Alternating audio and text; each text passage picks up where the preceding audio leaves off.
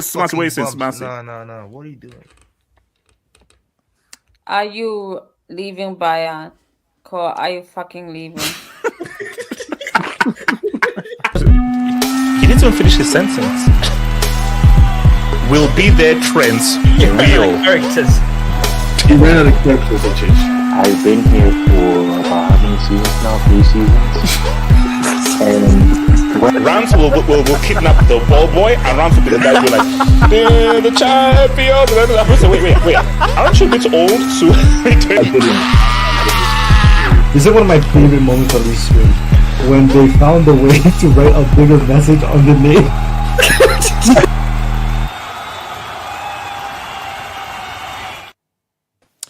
My name is. Did I jinx them going to the bridge? No, you had to. It's a massive game. Abdallah, did I jinx them? Undisputed Aki, did I jinx? Jinx who? Yes, you did. I suppose the game isn't taking place. Yes, you did. Well, what's the point of going? Okay, all right. Okay, leave me to my AVI, please. Okay, no. Hold on. He's not going to travel to the forest for a top 5 game. You know? Let me explain this. Right? Oh no. We're going to talk about the Arsenal chicks. But before we get there, my name is. I heard that. They play better football than the men. 100%. Yes. Guys, I went to guys. You went to the brothel. No. Hold on. You went to the brothel bridge. Abdallah, you'd like to hear this. Before the UCL final in 2021, I went to the bridge. Abdallah, what happened in our UCL final? The UCL. You won it. So my thing is, I mean, for you did people go to the bridge before the Carabao Cup final too. No, I did not. I didn't. I don't recall ever doing that. Doing the job, by the way. We can see your eyes. I don't recall ever doing that. So my thing is, you did street interviews. No, I did not. That's a lie. So I went to the bridge because I feel Could that Pochettino stay if we win the cup? No. My thing is that if whenever I go to the bridge, we get. So I'm not saying that we're definitely going to win. All I'm saying though is that I have a pretty confident feeling. I've got a pretty confident. So guys, on the show tonight, guys. So first up, we're going to talk about Florian Wirtz to Liverpool. It's confirmed, although I'm hearing that Chelsea are about to launch a cheeky bid for him as well. Wait, let me just present it. So Chelsea and Liverpool are both battling for the signing of Florian Wirtz. We're going to talk about that. We're going to talk about Modric, fine wine. He has finally decided that he is too old and needs to take his medication, and he should be leaving. But he'll be playing the Club World Cup. So we're going to talk about. You wanted the board. Wait, I don't know. So we're going to talk about where does Modric rank amongst the greatest Real Madrid midfielders, but specifically, I want to do a little discussion of Modric, KDB, and Thomas Muller. Of these three, who is the bigger legend for their club? We're going to just rank them. Come on, dog. Wait. For club, it's a conversation. For club. No. Not, bro, we don't even say for their club. In terms of what they contribute to the club, then it gets a bit tricky, Baron. Then it gets tricky. No, bro. Play to play. For course, it's really easy, bro. Okay, no disrespect to the move, no. No disrespect. And then so PSG 2 down, 1 to go, and Inter Milan right now are currently Spurs. We're going to talk about a McSauce apology, a Belgian apology, and a head transplant Conte apology. 3 apologies could be needed. And we're going to talk about obviously so obviously now we're in the league and PSG 2 down, 1 to go. UCL, what does it mean? So, guys, lots of stuff to talk about on this Saturday thing. And I remember, guys, tomorrow is the final day of the season. I will unfortunately be live watch along Chelsea against Nottingham Forest, and I cannot promise you a post-match hangout if we lose. Do it on YouTube. Come on. Who cares No, about YouTube doesn't like me. Copyright tax. Abdullah, can you mute your mic? Thank you. Can you mute your mic? Thank you. So, guys, you know what it is? Remember, guys, is the streets. Shout out to the streets. Hamza, all the piece, Emmanuel, all that piece, Kajana, all that's with JS. Want to. So, guys, like the vid, subscribe if you're new. If there's anything you start to show, guys, please be patronages.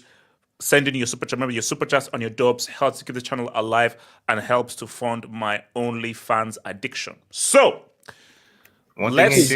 just on a. You're not updating the podcast. The podcasts aren't updating. You're not posting them. Oh yes, I will. Trust me, I will update the podcast. That there's been some things. So guys, remember, I will be updating the podcast. I will be doing the podcast of what we did of the what we did previously, and I'll be doing this one as well. I will do it immediately after. So thank you for reminding me. So remember, guys, all of the hangouts are all going to be available on Spotify and on Apple. I've just had some tech issues, but I should do it. Yeah, I'll backdate it. So yeah, one thing. Yes, Sabari, we'll go for it. Yeah, shout out to SKFC, man. Happy birthday to him. He's in the stream right now, so happy birthday to him. Yo, SK, how old are you? Big up. Bro, I'm getting old. Hey, yo, happy birthday, man. You have to say an age. SK, my name is shut up. SK, how old are you? Okay, so my fake age is I'm 18. I just turned 18. SK, does this start with a 2 or Okay, a 3? SK, what's your real all we age? wanna know. Streets, which one, baby? SK, what's your real age? Come on, 24. What? Does it start with a 2 Oh, or a bro, I'm younger than you, bro. Look, man, you're getting old. Jesus, man, you're getting old, man. You're getting old. You're 40 HH. So, guys, let's on this disputed. Is the mic working then? Of Disputed. course, on a Are day we like talking today, of about course this? my mic would be working. On a day like today, why would my mic not be working? Yes. HH? Okay. So, I'll Your come to you mic afterwards. shouldn't work, Undisputed. Your mic should never work. So, okay. By the Shout- way, thank I'm you, beyond mad about it. I'm beyond mad. So no, we'll get it. Don't be mad So, 'cause you wait, can't hold on. dunk on the Bundesliga every year, man. Bro, Come on. it's about- Shout to Nuremberg Trials, 8 Bundesliga titles. So guys, here's the thing. So disputed, I'm gonna need truth here. Is Ornstein a believable source or is it just hype? He's a very good Liverpool source normally. He's very good with it. And Why? I would say why? Because I want to believe that he is, first of all, HH. But there's been a lot of very good sources that have basically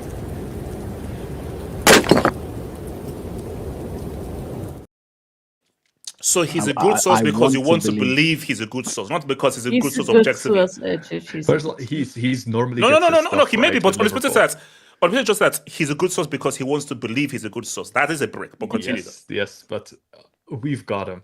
Trust me. A lot of very good sources have confirmed it.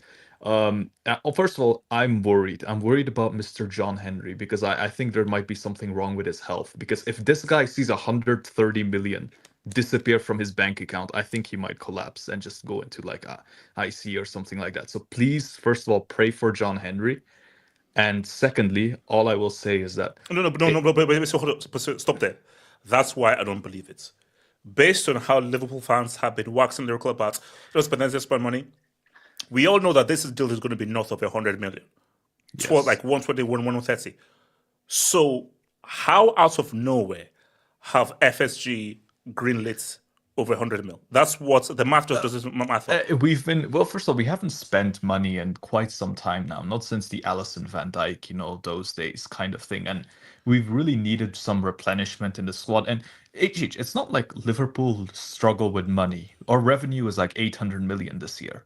It's not like we're not making money. The issue is that our incredibly purse-tight owners don't seem to be wanting to spend it. But if they seem to trust Slot, they seem to like Slot a lot, they seem to like Edwards. And I think in general, this whole concept, I know there was a lot of talk about pull. Is Liverpool a massive club? Do they actually have that pull? People are questioning our pull. Money is everything. There's no such thing as pull. What kind of kid grows up dreaming playing for Man City? Nobody That's has a lie ever. because you offered more than Chelsea for Caicedo. Oh yeah, but Caicedo, he wants to. Wait, Aisha, wait, Listen, hold on. like, Come on, clap your hands. Yeah, continue. Listen, let Caicedo live in London, man. I don't care. Like if it really means that much to him, whatever. Let him live with the mandem. Anyway, as for Slot, Long is very good, bro. So no, it's a shithole. It's a shithole. Abdallah, it meet is your a mic. shithole. It is. Crime-ridden shithole. Anyway, Yeah, I haven't been there. So Crime rate. Bro, okay. it depends where you are. Have you Shout to been Kent. to from Liverpool? the Continue. the reports I've seen, right? So Slot, Slot had several Zoom meetings with like the players' Okay. representatives themselves, the player himself, and he said, like Slot explained everything, like how he fits in tactically, where he's improved as a player. Like he showed he showed videos of him where he's improved, where he can still improve, and like Wirtz himself, he was very happy with the meetings, and he's like, there's a very clear direction and plan with Slot.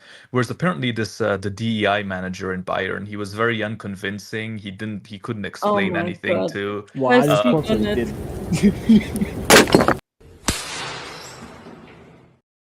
That's the final. I hope this doesn't go the words of this. I hope this doesn't go the words. Disputed. You say disputed. You say anything like that again. That's a fight. Okay, I apologize. That's it. Next time, get the things I said about Sir company. Sol, I would like to I need to apologize. apologize. I would love nothing more than a black manager and a black goalkeeper in my team. Thank you very much. Anyway, moving on. The point I'm making is that one thing that annoys me is how the arrogance of Bayern fans. Like these people, from what I've read, like not just you, Samasi, although obviously you, but these people, they seem to think that they're above Liverpool as a club. I don't know what they smoke. I'm sorry. Okay, Bayern is above Liverpool. Okay. Hold on. Let me explain I something. thought you were Universe FC, man. I am University. So why are you Samasi. Okay, first of all, let me just explain something. This is the delusion of Bayern. First of all, we both have 6 Champions Leagues, but Bayern fans think that because they win their shitty league every year, that they're above Liverpool. Because obviously English football is far more competitive than German football. In the Champions League, we're equal. In terms of revenue, we're equal. And in terms of Paul, well, we've just taken Germany's best star from you. Because clearly he doesn't want to play in the Bundesliga. Because if you play in the Bundesliga, no one cares about you. I still think we sell a place for Bayern. Oh, fair enough. But I think it just from words, like specifically from what I've seen, and like the stats, both the stats and the eye test, he's an amazing dribbler and he's super creative. And he's everything we need instead of this Hungarian supermodel who plays in the 10 right now. Like respect him. The advanced Henderson, as I like to call him. So really, it's going to be Wirtz, Gravenberg deep, McAllister box to box, and then Wirtz in the 10. And then wait. Just stop this because I just focus. You're actually on a yellow, by the way. So that was a very bad challenge. I can't believe it took this long. No. What's it called? PTSD tax. So you're actually Can on I a yellow. speak on this as a fellow Liverpool loanee? No.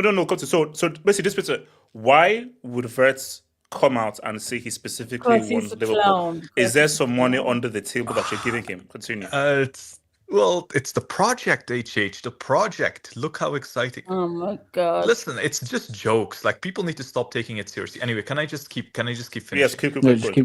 The project specific, I genuinely think that, we have something very good going on, and there's like a second spring of life in this team. In 2023, I thought it was dead, but I genuinely think that because he fits the team so perfectly as well, stylistically. No, it's a huge signing. It's a huge signing, bro. And he knows he's gonna start 100%. Like with Musiala and Wirtz, it's kind of awkward. They both kind of play a similarish role. It's perfect. And I think I do think there's a trend now where a lot of young German players want to go to the Bundesliga. To the Premier League. They prefer it over just playing in Bayern. Just test themselves in the Premier League, if that makes sense. So Samasi, I want you to try and put your objective head on. So No, pretend... personal. No, Samasi, no. Just for this. I don't give a shit. It's personal. It's personal because the first Bundesliga player finally rejected you guys. That's what I said. No, because see, this actually should be admired. Let her speak, man. I want to hear what she has to say. Shit. Been farming the Bundesliga for 20 years, man. I would be okay if he chooses Barca, if he chooses Real Madrid. Liverpool with the slot machine. No, this guy 5 years, since 5 years we're trying to get him.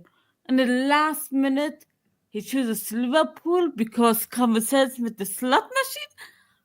What's going on? What the hell happened? What the hell happened? But Smasi, this is good for the all Bundesliga. The unhappiness, all the misery, all the unluck to whom may he never find HH. Fuck hating to dwelling. I'll be on his ass 24. So HH, if he plays for Germany, I want him to be benched. This guy can win us the World Cup for Germany. Can be in the finals. I'm not celebrating. I am not celebrating. HH. Okay, Sebastian, can you just come down for Sebastian? Can you come down for like 1 minute, just for 1 minute? Can't you look at the bigger picture? What and bigger see, picture? Sebastian, 1 second, just 1 second. Can't you look at the bigger picture and say, wow, a player isn't just doing the normal thing of going to Bayern and staying in Germany. He's actually wanting to test himself outside of Germany. You just won the league. You've done 11 in a row. Samasi, the team with the second most Bundesliga titles are in single digits. AJ, all I'm saying, Michael Ballack, who advised him to go to Prem, and Julian Nagelsmann, who also advised him not to go to Bayern, are traitors to our nation and should never. What? They're traitors. I don't give a shit. They're traitors. Did you say you wouldn't? I'm actually scared now. I want him never to succeed at football. No, HH, I never wished. If I speak, I cannot say it. No. Wait, hold on. Let me bring in AK. Talk to me. Smasi, you've crashed out. Thank you. AK, can you talk over? AK, talk over. I can't explain it to you.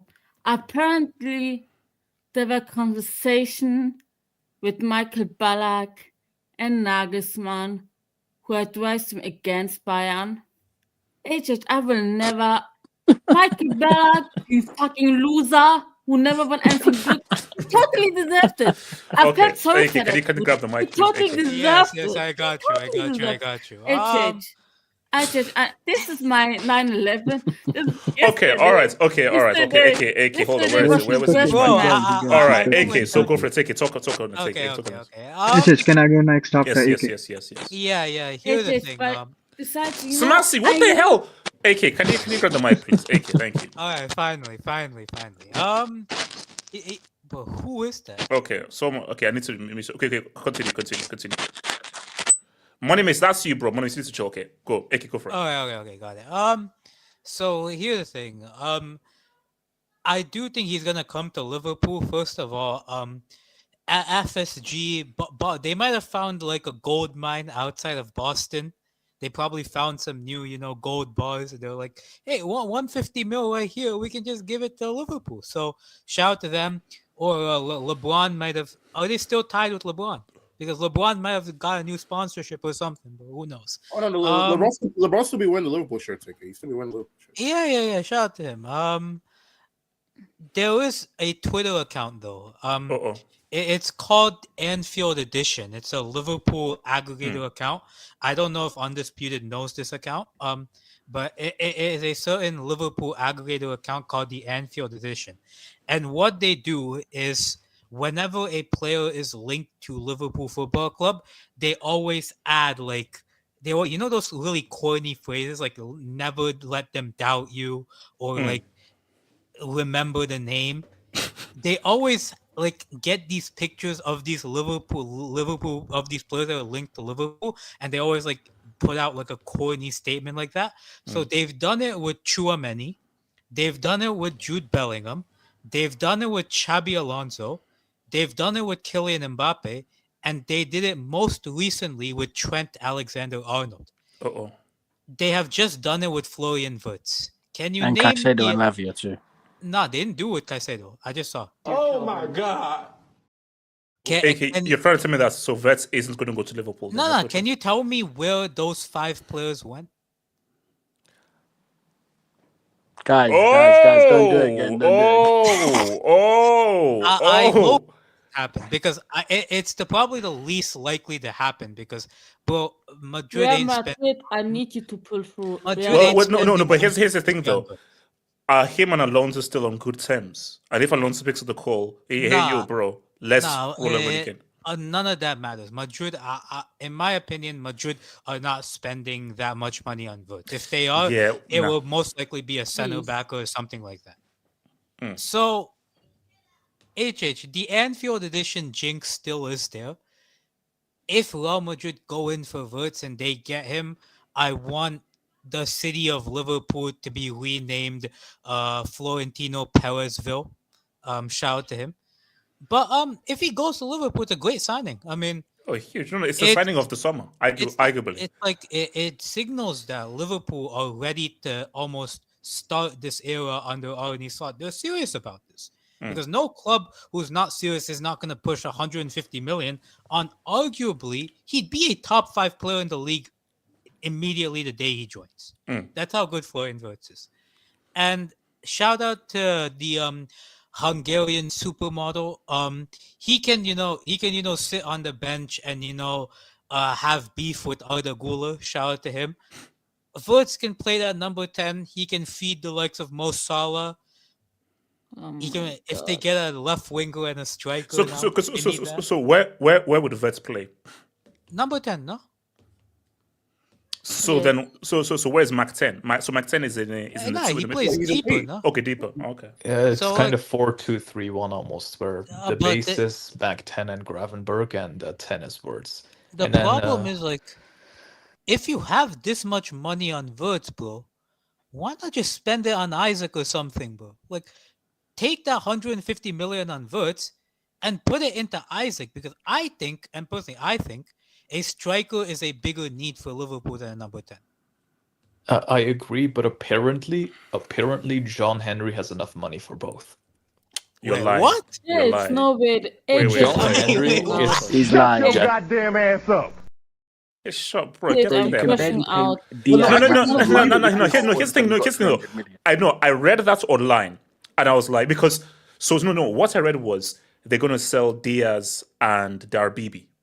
Wait, so are you telling me Laporta's 85 mil bid is going to finance Alexander? No. We don't want Diaz.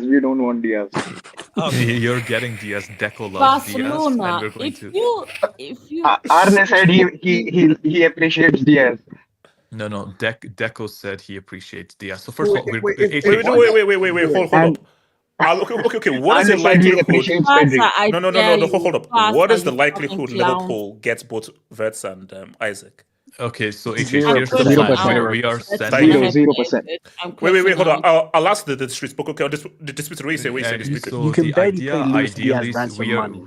we send Diaz to Barcelona. Allegedly, Deco's willing to pay 85 million for him. By the way, and we're going to. Yes, Deco is working against us. Wait, is that a Bartomeu level signing? Deco, you fucking clown. Absolutely. So, Master, this is still a PG show, please. Thank you. Wait. We are going. Wait, hold on. So, while I do this poll, just explain how this is going to work. Consider how you can get both. So Diaz 85 million to Barca, Nunes 70 million to the Camel Week. He's going to link up with Cristiano every week. I think that would be a very good duo, by the way. And then use that money for. I think actually, from what I heard, Alvarez is more likely, and Atletico is even willing to take Nunes in return for Alvarez. What?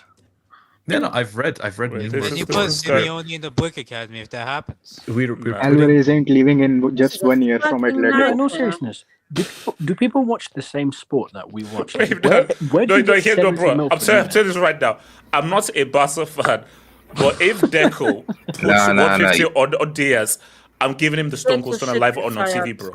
Live on TV. No, if I see Fab saying Diaz to Barcelona for 85 mil, I think we have to treat him like Araujo, man. We need that king. Yeah, you know what you have to do. You know what you have to do to get. I think the reports are now saying that they won't be going more than 60M. Wait, Barry, would you rather? I would still take that. I would take that. Wait. Okay, hold on. Let me just. So How much is Diaz going to be sold for? What is the apparent thing for Diaz? Are they saying 60 mil now? Who said 60 mil? Yes, in Spain they are reporting that Deco won't be going for more than. It's 60. a lot of who said she said. And also, okay, how much for Nunes, 70 mil. You can add it up to 130, and like Baby for 70 mil. Listen, wait, no. Unless it's Saudi, who is buying that food seller for? Cristiano needs help. I don't know if you're aware, but he recently lost the title with El Nasser. He needs help, and I think he scouted Nunes. So no, he needs to retire. That's a different conversation. I'm gonna need that Saudi coverage a bit later. I won't. No, I'll be there. My worry is that if they are not able to sell Darwin, that Luis Diaz might just be going to Barca. Okay, no. Here's the thing. Virat. My thing though is, why is your club seriously considering getting Diaz? Because Deco is working against us. He has that bozo gene in him. They have. I don't believe it. No. That's not working against you. That's just psychotic, bro. I think, but in all seriousness, he's going for Diaz because he has those South American links, and he's trying to make side money. That is why he brought Rafinha the same way, and I think he has some tie-ups in Colombia and Brazil. So, oh my god! Yes, he is trying to do a side deal with him. It's the cusp. Okay. Wait. Before I continue, let me just quickly Shatwink. Vets is a big deal for the EPL. Legit A++. I hate the Premier League. Hate Liverpool. It's like if Liverpool close this, that is a massive. Can I say something? Can I speak on words? Not something rude. I'm just saying. I want to say something to Samasi. If it wasn't for your 51+1 rule, your league wouldn't be dead. Wouldn't be so dead. I want to. By the way, I'm supporting the Super League. Okay. Wait. Hold on. Can I speak on words? No. I'll come to so I'll suggest. Can we be real? Pep would have ruined Vets. Agreed. Yes. If you're Vets, agreed. Liverpool is much the better move, bro. It's much the better move. Like City would have been horrible for it. It's the best destination out of all parties. Yeah, 100%. I think Smash okay. All right, Wink. All right. Okay, we're gonna move from that. We're gonna move from that. What the hell? No. Okay, wait. Okay, thank you. We're gonna move from that. Casey, Vets not a starter at Bayern. They have enough tens. Yeah, that's the thing. No, basically, that's why Vets is smart. Vets is like, wait a minute. If I go to Liverpool, I'm a guaranteed starter. If I go to Bayern, I'm not a guaranteed starter. He's a coward and didn't want to compete with Musiala. What a piece of shit. No, calm. Whoa, chill. All right. Shout to your boy JS. Going on loan to United only for your former club's biggest target to join your current loan club's rivals is crazy work. What are you for Samasi? Have you seen? By the way, let me drop a break. Damn bloody fool.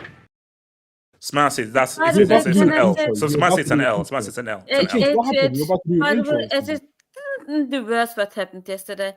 Apparently, Goretzka doesn't want to leave Bayern. HH, guess yesterday, HH, I got drunk, okay? It was one of the worst days in my life. I got drunk, I got depressed, I was crashing out. It was not a good day. So, Florian Wirtz, all the unluck and unhappiness and misery to you on all of Liverpool and Anfield and the Premier League, all of it. I hate it so much. Football, it's over, dude. It's so over. I can't watch it anymore. Can I go next? Yeah, come to this. Shout out to Mega. Congrats to Liverpool for buying their first super. Okay, no. Wait, hold on. Let me explain. Mega is a massive United fan, and Mega has been going through it. Mega has been going through it. So, guys, just keep Mega in your thoughts. Mega. Just curious. Isn't the reason to why your club fell off is because you didn't sign a single good player in the early 2010s? Here's a list of players that rejected Man United in the early 2010s, by the way. Luka Modric, Toni Kroos, Thiago Alcantara, David Silva, Sergio Aguero, Gareth Bale. All these players rejected Man United for Real Madrid, Barca, Bayern, Man City. For United. Like this is why they're in the mud right now. And then they brag about. Wait, hold on. They're not in the mud. They are. Bro, they got beneath rejected the by mud. bigger They're clubs. finished. They are the mud. They are the I don't know if Liverpool here's is the the thing. best place to talk about rejections, to be honest. No. Let's see. Once you got let's just write down. Once a manager is saying that Garnacho is available, that's when you know that you're finished. Amram, he made the announcement as if anybody gave a damn that bomb is available to buy. No For who? respect, fake Did you see when Amram said that if the club sacked him, he wouldn't ask for severance? I'm going to be honest. Since 2010, the only superstar United have actually bought in like young and properly superstar is Pogba when you really deepen, because Schweinsteiger and Falcao and Zlatan and all these guys were finished. You don't think? Di Maria was crying when he landed in Manchester. By the way, they didn't sign him. He was exported. So no. Listen, the last superstar United got was Pogba. That was it. No, Alexis Sanchez. No, Sanchez that guy was washed too. By the way, he was a superstar when they wanted him. Don't do that. He was so absolutely good. washed. He was not washed. He was the best player in the league, and then the minute he went to Man United, you could argue. Sanchez could argue. Now, he was bad for United, but when they bought him, no, he at was that washed, time, he was washed that last season in Arsenal. It is that. It wasn't. Bro, he just I don't remember him being. No. I remember him being washed once he went to United. Once he went to United, before he got to United, Sanchez was still one of the best players in that Premier League. He was. But then he went to United and then his career just went. So, United tax, pretty much. HH, I want to speak on words real quick. Oh, yeah. First, I'll come to you at the moment. So, shout out to your boy, Josh, member for 26 months. Thank you for your membership, Josh. To Liverpool. Okay, he's going to Liverpool because Wirtz dad had a conversation with Company and said that after speaking with Company, he said he hated him and his plan for his son. So he denied him playing under Company and Bayern. Look, my thing is that. Look, I don't know what that conversation was, but this is just me. Wait, hold on. This is just me. This is the best thing that could have happened to the Bundesliga. No, because remember, wait, hold on. You know, Ty is already gone. Ty is already on his way to Bayern. So you wanted to take both Ty and Wirtz from the guys who are completely close to you. Come on, get the hell out of here, bro. Yes. Shout out to Casey. If that Burger King and Portuguese spy buys Diaz, no, it's all who said she said. I don't believe it. Don't do it. No. The official club handles and the sources are reporting that Deco really likes Diaz. Who said that? Wait, hold on. Let me get so that's what Jets worry about Fat Camp and Eric Diaz Samasi. Shut the fuck up. How about that? Samasi, this is a PG show, please. Samasi. No, it's not. Virat, talk to me. No, it's not. Yes, it is. Yes, it is. Pull up my area. Okay. The dream still lives. So, in all seriousness. Wait, hold up. Virat, does that say 2029? Yes. That's 4 years, bro. Oh my God. Let me explain. So I think this Liverpool move is because in the past, these type of signings, where they have gone from their respective leagues, either to Barca or to Madrid. Do you agree or not? These superstar type of signings have gone to either Real or Barca. Do you think that's true? Mostly yes. So, do you think currently Barca? Wait, but where are you getting them the money from? Is this from Nike and Drake? That is why it's in 2029. We currently don't have. The money. Aren't you back to that 1-to-1 rule though that you can spend? Right, so you got to earn the money first, and then get. We are going to spend that type of money next year when there is an election year in Barca, and we are going to go for a superstar signing. But definitely, Wirtz won't be coming then because right now he's going to Liverpool. I think this makes sense because Madrid don't need this type of signing currently because they have too many number 10s. Because of guys like him, man. Like 2020, we don't even know what's gonna happen in 2026. Man, talk about 2029. Yeah, like I don't know what's gonna happen tomorrow. Yeah, 2029. Yeah. What the hell? No. You know when I'm trying to. No. Well, here's like so basically, he'll. Continue. I'm trying to justify why this is why Madrid or the Barca are not going for him, because they are stacked in those positions. And I think this current generation also wants to prove themselves in the Premier League. So I think Liverpool is a good destination for him No. currently. But let me ask this. Do you know whether Wirtz has a desire to go to Barca Real? We know that South Americans have a link to Barca Real based on culture, history, and all that. But why do you he's a believe childhood Barca fan. He has told so himself in several media interviews. He's a childhood Barca fan. He has said so himself in several media interviews. There are photos of him in Barca kit when he was 2 or 3 years old. He likes Barca, yes. Okay, because this is an interesting talk, because it's like, so you're saying that he's going to use Liverpool. So you're saying that he's going to use Liverpool as a stepping stone. Yes. Absolutely. I don't Absolutely. Because they are currently only a Premier League club could pay the amount of money Leverkusen is asking, and Barca is not in the financial condition to do so, and Madrid don't want him. They have other priorities in other positions, like maybe a right winger, centre back, midfielder like Cruz. So I don't think those two clubs would have gone even if they had the money. I think this is a stepping stone for him. I think so too, because let's face it, what's the last big star Liverpool bought? The big star, not the one who they developed. Let's face it.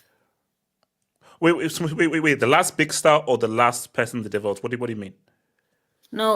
Because here's my thing. They don't buy big stars. Let's face it. No. was not the star. Wait. Hold up. The fact that Wirtz said that I wouldn't join the Liverpool, I think that is very key. Hold up. Thiago Alcantara was the best midfielder in the world in Liverpool. Money Mace, talk to me. Money Mace. Yes.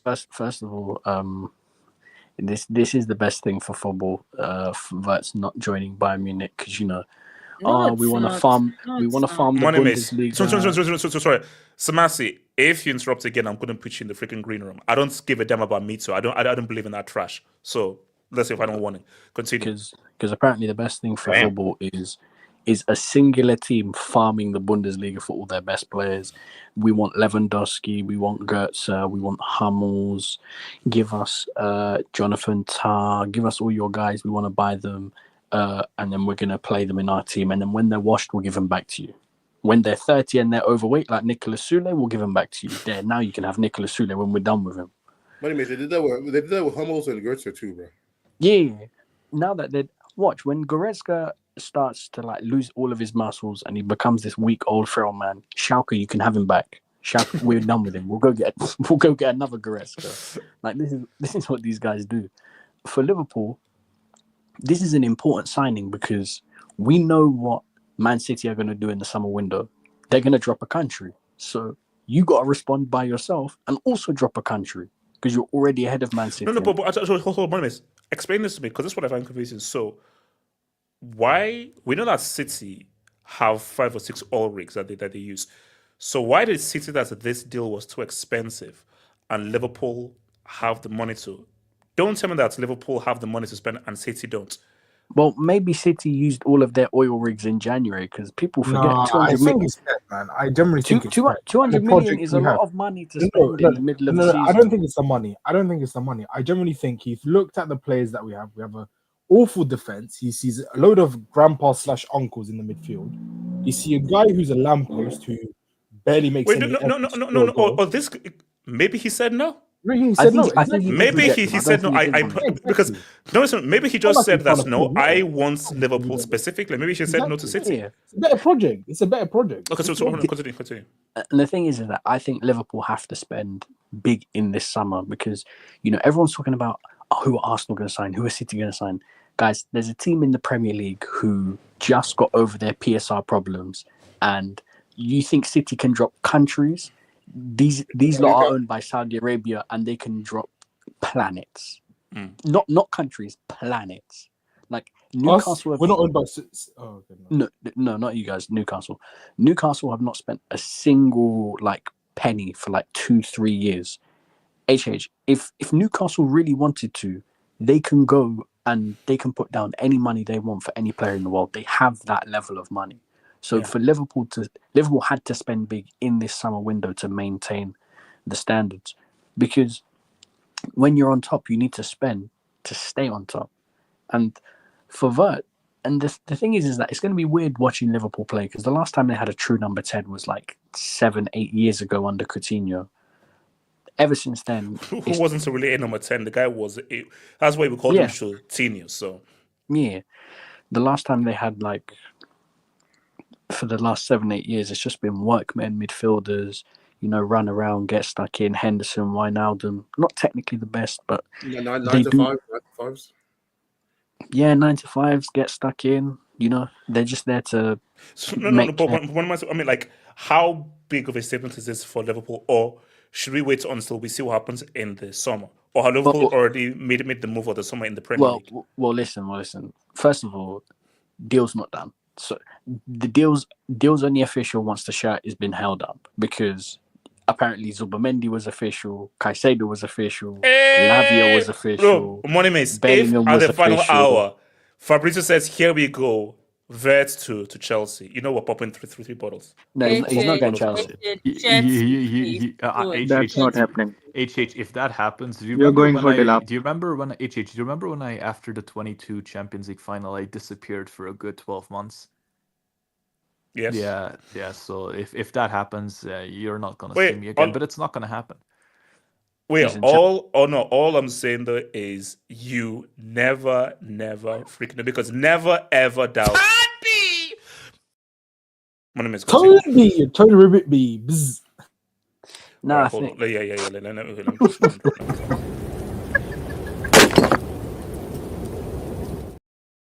that was beyond cringe. Yeah. What was that?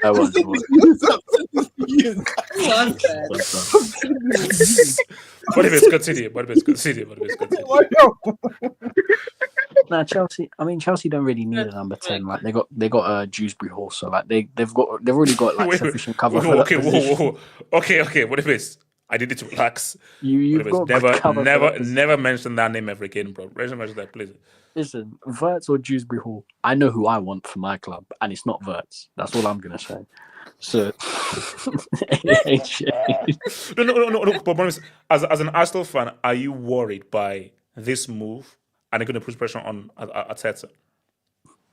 Because Arteta, he has to respond to this. Listen, anything to put pressure on Arteta, I'm happy. So, listen, how do you feel about the Sesko links? But you know what the thing is? On the female Arsenal team on winning these. Yeah, we'll get there. No, we're going to. You know what the thing is, SK? I saw this thing. I think it was an Arsenal journalist. They said the race for Sesko is heating up. Honestly, pour a bucket of water on that race. I don't want to be involved in that race. Wait, hold on. It's so shit. Who the hell is racing for Sesko? I'm trying to be involved in the Victor Gyökeres race. I want to be in that race. I don't want to be in the Sesko race. Like the Gyökeres race. I think the Sesko race. Like in sports day when you have the spoon with the egg. That's the Sesko race with the egg race. There's the Olympics race, and then there's the parents race. That's the Sesko race. Yes, that's Sesko race. What's what? Barry, talk to me. Barry. So my name's. Are you finished? Yeah, I'm done. Yeah, Barry, talk to me. Barry. Yeah, what was the main question? So basically, Wirtz to Liverpool looks to be close. How big of a deal is this? Do you think the deal will happen? Do you think Madrid or Chelsea might swoop in the final hour? And how significant is this for Liverpool? I need this to happen. Well, I think Chelsea already have a cool piece, so I don't think they need a. You can never have too many good players, bro. What trying to go for the treble? Okay, I understand. Okay, but yeah, massive move. I don't think any player on the market is as reclaimed as him. So if Liverpool is able to snatch him, it's amazing. And yeah, they show that they're serious about this whole thing. Because obviously, we know what City is going to do. They're going to drop whatever amount of millions they have. So Liverpool has to clap back. And that's a good move if it happens. And Yeah, I just think that it's a great move in general. You know, they're serious. They're trying to push into their potential dominance in England again. So yeah, good for them. But I've seen a lot of Diaz stuff on the timeline and all that, and I don't believe that. I think it's a lot of she said, he said. Yeah, I don't believe it. I only believe it when it's. But even if Barca get so what they're going to put him. So he's going to fight for him, and Rafinha will fight for that left hand side. Is that the idea? No, not really. They're gonna put Rafinha more centrally because Rafinha is not really your like touchline winger. So they're gonna put Diaz in that spot. But I don't want it, to be honest. I'd rather a more younger option and then Diaz. So yeah, but it's a lot of who said, she said, and we don't have a lot of bread. So if we put all of our money into Diaz, I'm gonna be actually a bit angry. Not gonna lie. Who else wants to talk on this whole verse thing that we've not talked yet?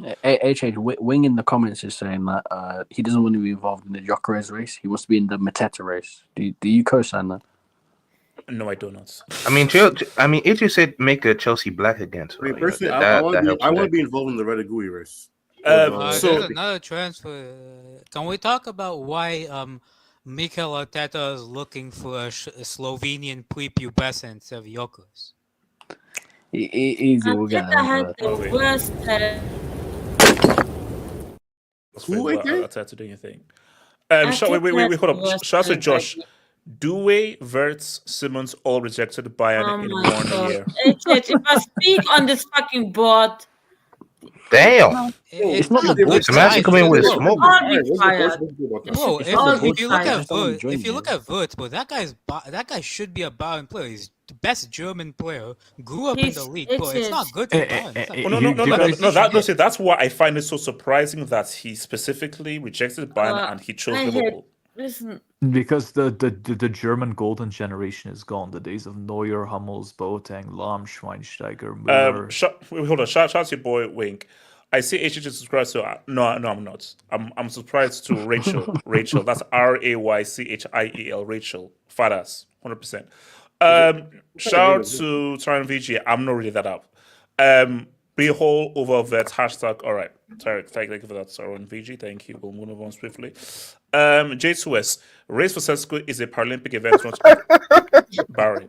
Bro, honestly, no one wants. I don't want to be. No. Barry, I'm gonna let that go. I'm gonna let that go because you're black. So black tax avoids you a caution. But Barry, but you know, Barry, that laugh. One thing, Barry. Yeah, but one thing, you shouldn't blame the ones who laugh. You should blame the one who actually wrote the thing. No. I blame both. See, I told you that. We have a new policy based on your tone of laugh can get you a booking. Based on what is said and based on the laugh response, it can get you booking. And Barry, that laugh wasn't that bad. It wasn't that bad. It wasn't that bad. I'm still laughing right now. AJ, I have a question. Yeah. What's the question? We'll go for it. No thing. You see, like with the Paralympic events, like the 100 meters. Okay. Like, what is the actual criteria? So here's the thing. I'm being serious. No. So my thing. Okay. So guys, are there any other transfers that we should know about? Different like categories. I think. Wait, hold on. Any other transfers? I remember there was like one race I saw where like it was like one with just wheelchairs, one with like something else, and like I don't remember. But is that fair though? No, because it's called between like similar type of people. Wait, hold up. So wait, Chris, any transfers? Ansu Fati to Monaco. Garnacho to Chelsea. Ansu Fati to Monaco. Not gonna lie, guys. It was about damn time, man. We need to get rid of it. I drop a brick. Wind is the city. I mean, KDB's going to Napoli. Apparently, so. I said, are there anything in transfers? And homeboy said that washed up dude who's about to publicly give his number 10 jersey that he stole it. So Monaco. Vera, are you smoking crack cocaine? We need the money. There's some good transfers actually. Wait, hold on. AK and then SK. AK, talk to me. So, shout out to first of all, shout out Alejandro Garnacho to Chelsea. But beside that, Luka Modric to Inter Miami, man. He's joining the geriatric club in Wait, South is that Florida. real? Nah, there's rumors. Yeah, Modric to Inter Miami. Is he going to the? Is he going to the place? Rumors of Leao to Bayern also. Leao to Bayern. They are that's looking into it. interesting. That's interesting. No, That's Leao interesting. is KDB is supposed to join Leao Napoli. I don't rate him. I got a couple news And after this. apparently Napoli are going for both Jonathan David and Kevin De Bruyne. Yeah, well, I heard that. Yeah, and also and KDB. I heard KDB to Napoli. What's what? Let's get what you're saying. No. That's what I just brought up the KDB to Napoli. Wait. Is this Caracas guy any good? Abdullah supposed to be out. Yes, he is very good. He is very good. Wait. Reinders to City. Oh yeah, Reinders to City. How close is that? Wait, no. I think they've started the talks. No, it's very close. To clear a lot. Wait. So, Jason, what's the question that comes to us about Jason? What's the question? Can you tell me who Kirkus plays for? I don't give a damn. Abdallah. No. Tell me who he plays for. No. Abdallah. You're the GOAT analyst. Tell me who he plays for. No. I'm the GOAT analyst who says that I couldn't give a damn. A guy called Kirkus, I don't give a damn. All I care about is getting Isaac for 150 this summer to Chelsea. So No. What league does he play in? Abdallah, if you don't speak over this guy, then okay, I'm going to break this laptop right now. Good. Abdallah, go for it. I'm trying to. Reinders to City. It's how close is it? Very close. It's just we're waiting for it. Here we go. I'll agree with you. That's right. It. So, hold up. Is Reinders a KDB replacement? No, he's not going to be. Jack Grealish replacement. I'd probably consider more of like a Gundogan replacement. He's not. He's a Gundogan. He's a Gundogan. Wait, hold up. Delap Chelsea ain't getting those two scrubs. No, Chelsea. You are going for both of them. No one not. So Abdallah. Wait, I got some news. Wait, so quickly. Abdallah, so your all rigs are going to get whom? Reinders and who else? Reinders, we're getting Morgan Gibbs Shite. What? I don't rate him. Giving your future player a slander name even on the jerseys, that's diabolical. Morgan, EDL tax, man. You know, do you, HH, have you seen that meme? Have you seen that meme of that bald guy and he does the eye contact? Isn't what Abdullah said before he said that? Like, due to EDL tax, but you have to have English players. That's what. It is EDO. It's EDO tax. I'm telling you, it's EDO tax. No, but imagine abusing your future player before he's even done. Wait, Coutinho. I don't think. No, basically, my thing is like, you know, when you have like your team sheets. So basically, English players who you're forced to buy, they should be. And that's what that says that EDL tax based on those players, bro. Oh, nah. It'll be Brexit tax. Oh no, I like EDL tax. Abdallah, continue. Okay, thank you very much, Isaac. You called me Cuntdinho. Whoa. Have a nice day. Oh, okay, Isaac, come on, bro. Come on. No, that's crazy, man. That's crazy. I mean, he was quick with it, to be fair. So continue. I don't know if it's realistic, but apparently we're eyeing up to getting Tino Livramento from Newcastle. Wow, what a big signing. For 70 million. Because we haven't had we have 70 million. It'll probably be more. It'll be 80 million at least. Wait, HH, who does Livramento play for? Newcastle. No, why would you say that? Oh my God. Okay, just quick. Let me explain once right now. Jason, being the GOAT analyst isn't about information and players. Being the GOAT analyst means that I think 5-dimensionally. I think beyond the ether. So it's not about pop quiz or stats. It's going to be there. So wait. Abdallah, hold on, quickly. Abdallah, what is the signing that City need to make the most? That was a whole lot of Japanese, man. Generally, we need a left back. I'll take Ryan Aït-Nouri from Wolves. We need the left back. We haven't had left back in years. Don't you need? Hold up. Don't you need a KDB replacement? Isn't that like? But apparently the plan is because we missed out on we pulled out of the race. Apparently we're going to play 2 8s. We're going to play 2 8s and we're going to have Rodri as the CDM. Apparently, Coutinho. But didn't Pep say that there was a recent press conference I remember watching. He said. But in paraphrasing, if you guys do not minimize the squad, I will quit. Does that make sense? Yes, he said he will lose his soul if he has a big squad. Wait, hold on, Abdallah. Wait, no, Abdallah. Can you please expand some of those on because I'm sorry. So he doesn't want a big squad. No, he doesn't want a big squad. Apparently, he doesn't want to upset players. This guy is a cuck. He has such a weak personality. That's kids. That's CUCK, by the way. So yeah, continue. Cuck. Yeah, cuck. Yeah, this guy is so weak. I don't know what's happened to him. He's lost all his ruthlessness. He can't tell a player, "I don't want you in my squad." What? You're meant to be one of the best managers, and you can't tell you hate to upset players.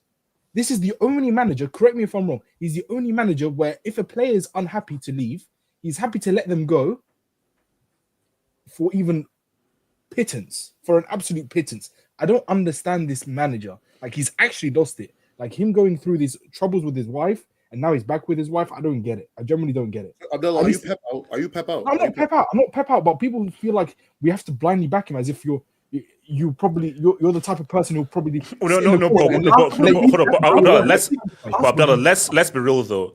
He has earned that right though. Like, he has a lot of credits in the bank. He's sabotaging us. Let's be honest. Like, this squad. No. Let's be. He might be, but he has a lot of credits in the bank based on what he's done for the club. What he's contributed, he's got a lot of credits in the bank. Correct. So SK, talk to me about transfers. SK, screw that. SK, who do we need this summer? Can I go up to SK? I got some news. Yeah, sure. Go Barry. So obviously we need a striker. Probably say you need Jesus, to be honest. Well, yeah, that's obvious. But no. SK, have you seen a defense? English talent, go suck yourself. SK, have you seen a keeper? Honestly, I'd probably say they need a keeper more than they need. The defense is not that. My bad. It's bad, but like people make it sound like it's like the worst defense of all time. The goalkeeper but we need a strong central defender, like a leader in defense. Which we don't have. We need a goalkeeper more. I would say, like, obviously, if you can get a center back, great. But I'm saying a goalkeeper is like high priority. Oh, 100%, yes. Striker as well, and then if they can get another winger, like if I can have my way, Leao is who I'd say Chelsea on the left, but like I don't think he's. Hell no! He's a free agent. SK, continue. He's a free agent. No, honestly, I think you should put. He adds experience to your squad. I'm not gonna lie. Sani, it's so bad.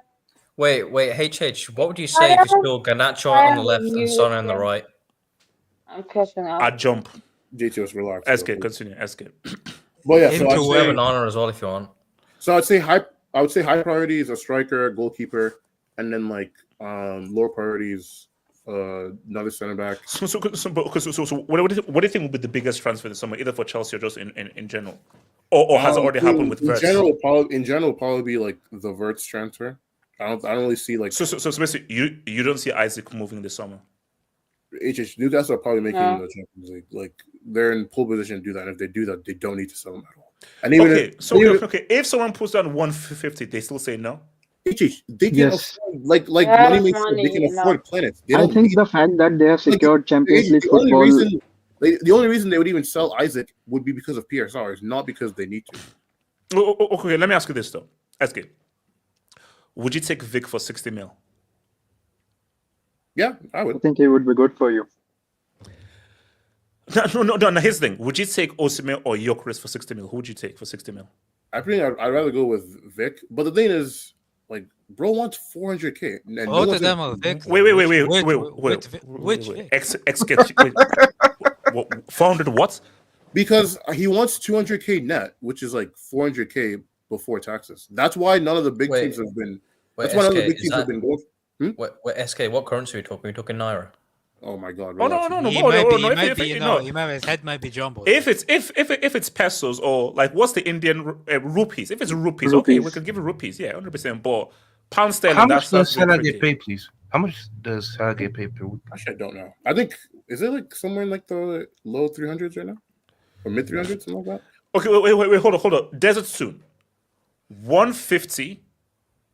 We open up a Newcastle shop at Chelsea and stuff, and we rep you. How about that? Is that the same superstar that kicks out black people? No, this is a different thing. Because come on, SK, we can make a deal for Isaac. Come on, we can make a deal. Can you pull up your source? They're not gonna sell. They're not selling that nigga, bro. It is what it is. He's not leaving. Okay. Okay. I didn't switch your mic. Okay. Hold on. I'm gonna keep one shot. Ask it. Continue. Yeah, they're not selling, bro. Like there's and the other thing too is they have, even if they have like PSL problems, they have like 3-4 other players that they can sell, that they can probably sell first. So like, in terms of strikers that like I think Chelsea could realistically get, assuming they can't get Isaac, I probably want to get like, I really like Redigui from Atalanta. I've been watching more like games of him. He looks really good. I like Moise Keane as like a cheaper alternative, but I mean, yeah, Vic is number one if he can freaking like relax on the money, and then like you obviously still have Yorker. Look, I think let's be real. Osimhen is Nigerian, which means that he wants to come to the Premier League and specifically wants to be in London. Osimhen, you have to reach a middle ground here, and also agents Mikel. Tell John Obi Mikel to relax, bro. Wait. What do you mean by relax? He's going to help us get to Osimhen. What do you mean by no? Relax? I mean, because like tell him to tell Osimhen to relax, like with the. Oh yeah, no, yeah. Like for me, Mikel, come on, just tell brother, 300k. Just wait. How much is who's the highest paid at our club? Who's the highest paid at Chelsea? I think Reece James is. Reece James. I thought it was Sterling.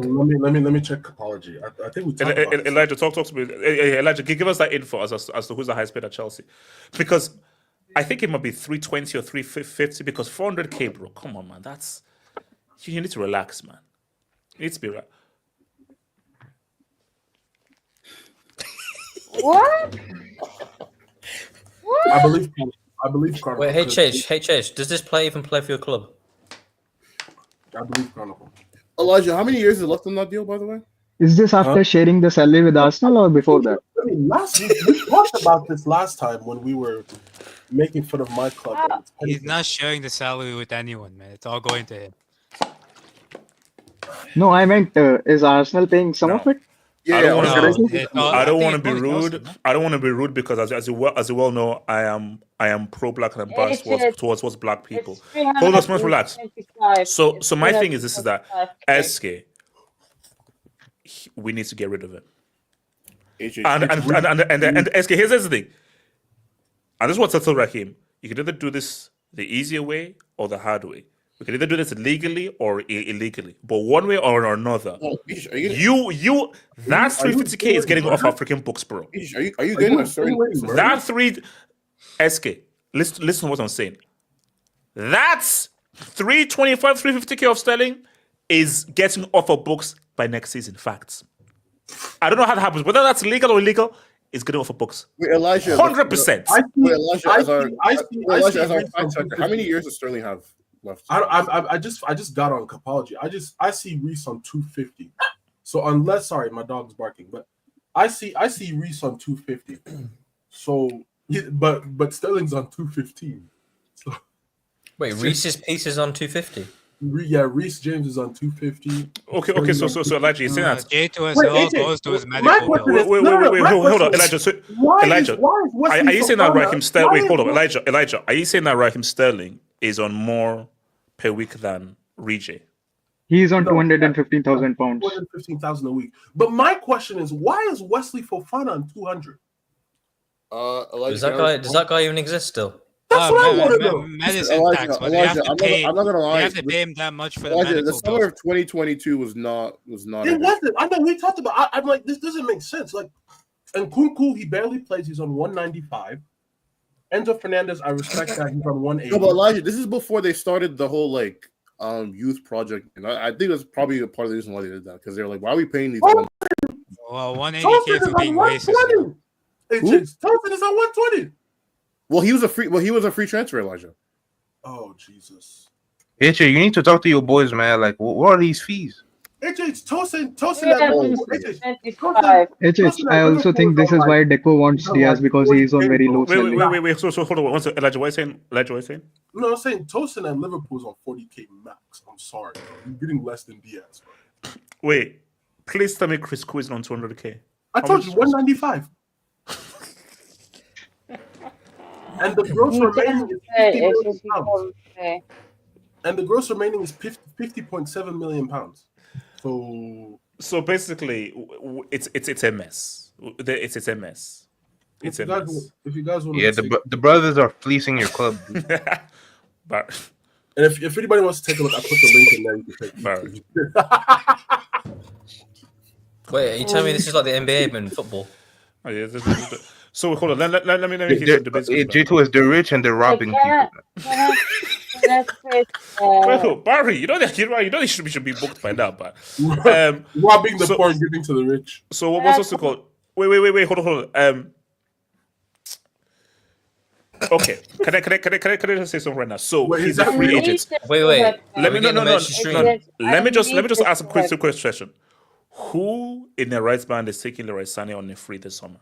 Chelsea. He provides good competition to Madueke, man. He provides experience to your squad that is much needed. What the fuck you talking about? Who in the right mind is getting Leroy Sané on the free this summer? Also, HH, he fixed the black quota for Chelsea as well. Like Chronicle, because this is. Eddie Martin has a point, bro. I can see him going to Arsenal. Because Arteta likes him, man. Arteta really likes Leroy Sané. Wait, is Money still here? Bro, hesitate, bro. If Liverpool pull up with the Wirtz, City pull up with the Reinders, and Arsenal pull up with Leroy Sané, bro, you know. Arteta, like, yeah, man. No, but we're seeing Sané trade for Sesko. As you're a ref, what are your thoughts on? I'm not gonna lie. Remember who was the guy that replaced Mourinho at Inter after they won the treble? It was Rafa Benitez, right? Yeah. And like basically no. What was it? Stramaccioni? No, then it was Stramaccioni after Benitez. Yeah. And then like Inter just like fell off a cliff like after Mourinho left. Wait, look. So you're saying now the issue though is that what's it called? Grimaldo's on his way out. Ty is gone. Wirtz is gone. Frimpong is they're going to be on a rebuild. Yeah. So basically, look, it's a Grimaldo's rebuild. going where? Grimaldo's going where, by the way? Who? Where's Grimaldo going? I don't know where he's going. Because I thought Grimaldo was going. You guys said just now. Oh no. We don't know where, but he's leaving. He's leaving. That's sad though. Leaving, yeah. No. My thing, no. I think this is fine. I think this. Look, here's the thing though. Don't let Ten Hag go to Leverkusen and actually cook because they'll make it look even worse. I'm just saying I'm hate watching every single game. Actually, I don't think about it. We need to make a list of all the people that have left United and start succeeding. Wait, hold on. So my name is. Would you take Leroy Sané this summer on a free?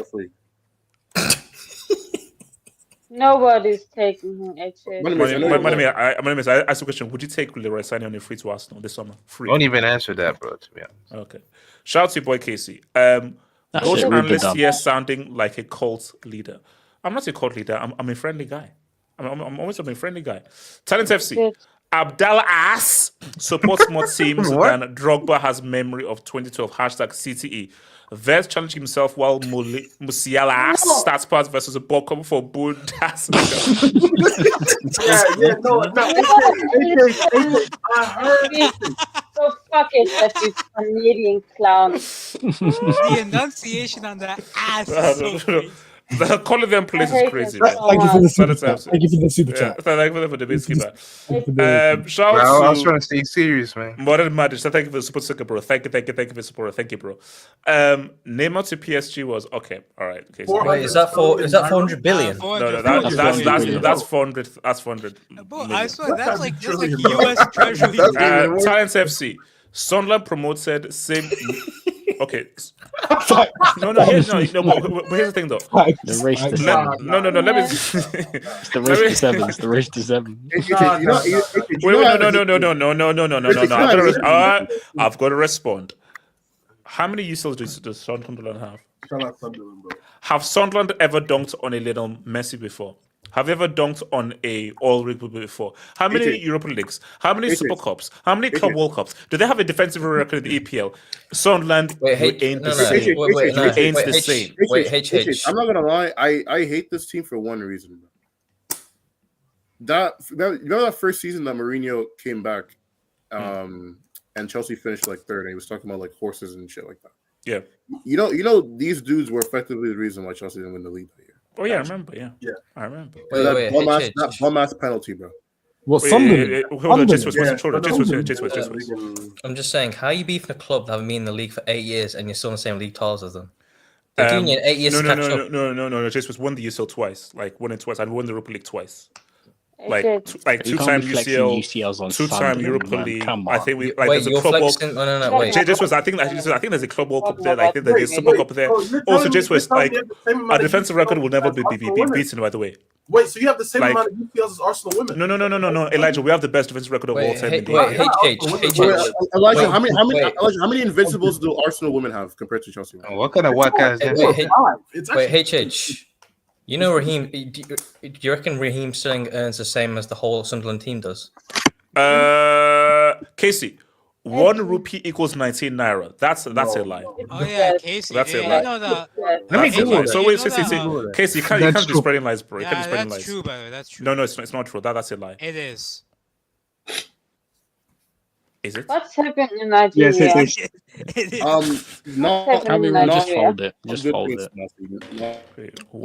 Let the naira go. Let the naira go. Yeah. Wait, can you share the screen at the same time? No. Was it? No. Put the naira in the bag. I'm not gonna lie. I'm supposed to go to Nigeria this summer, and I'm low key kind of scared.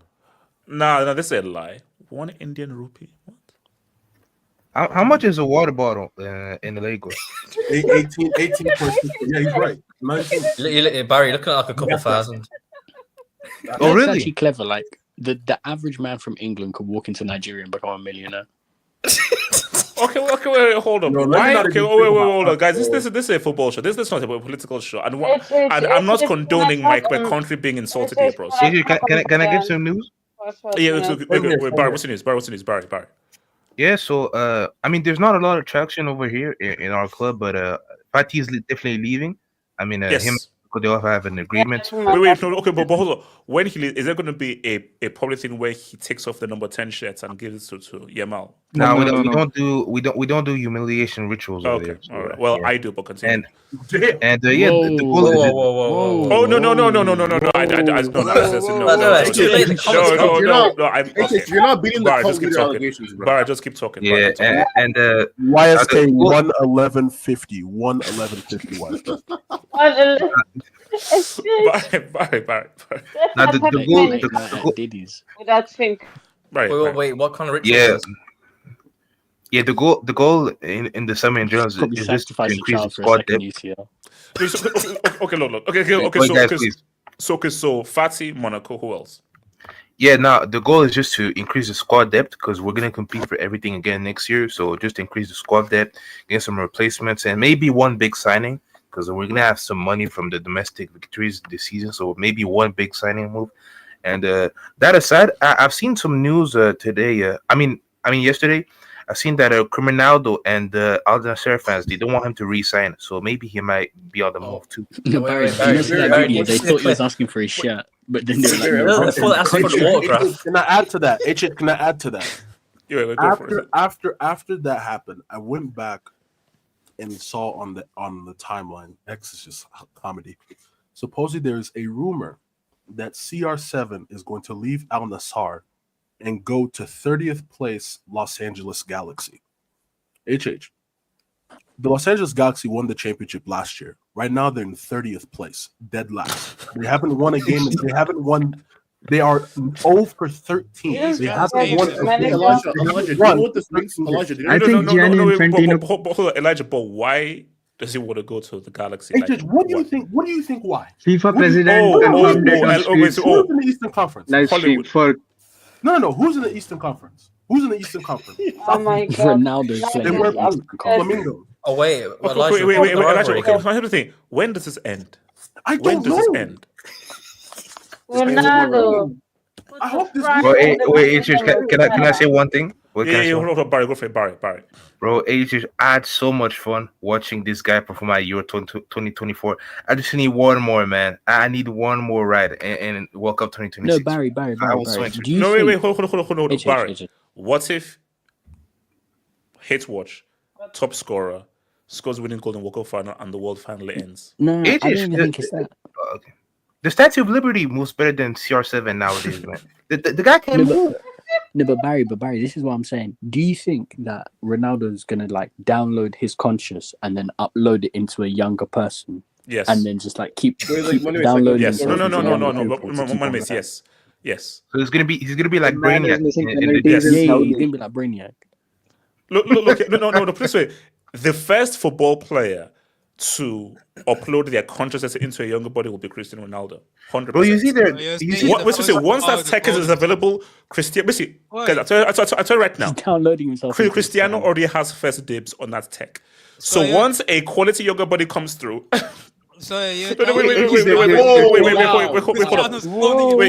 thing. Once that tech comes through, Cristiano does that, guys. So let's put it this way. Let's say a white blood man with blue eyes. Just happens to be really good, but has Cristiano's consciousness. They will count that as a World Cup. But the new thing now is like, does consciousness count towards World Cups? No, but they're saying his son is going to be the vessel because they're hyping up his son over there in Portugal. His son is not bad. I just want people to stop like.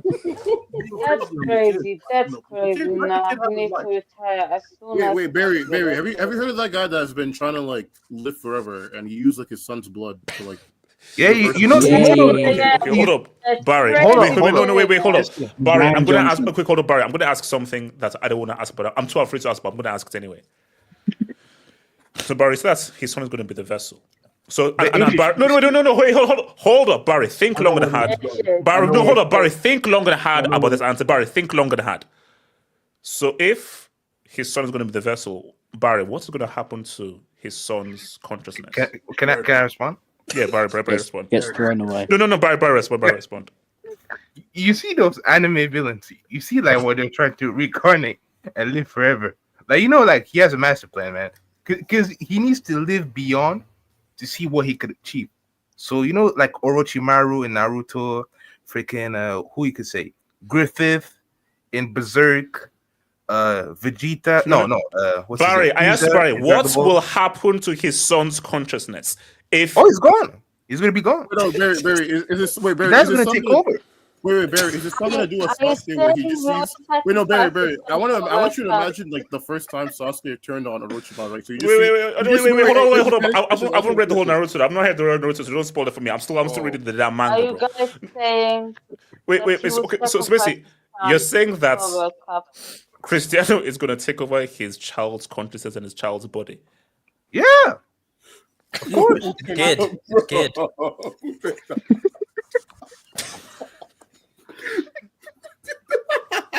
Yes or not? We're dealing with a real life villain here. Yo, I'm imagining the Homelander speeches right now, bro. Oh God. Okay, you know what? Oh God. Because they itchy. Like